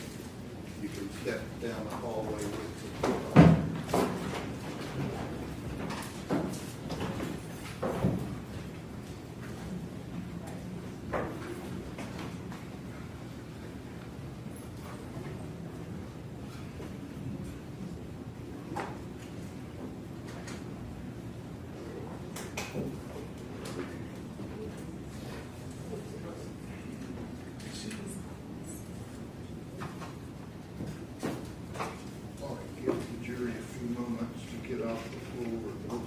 recess till 9:30 a.m.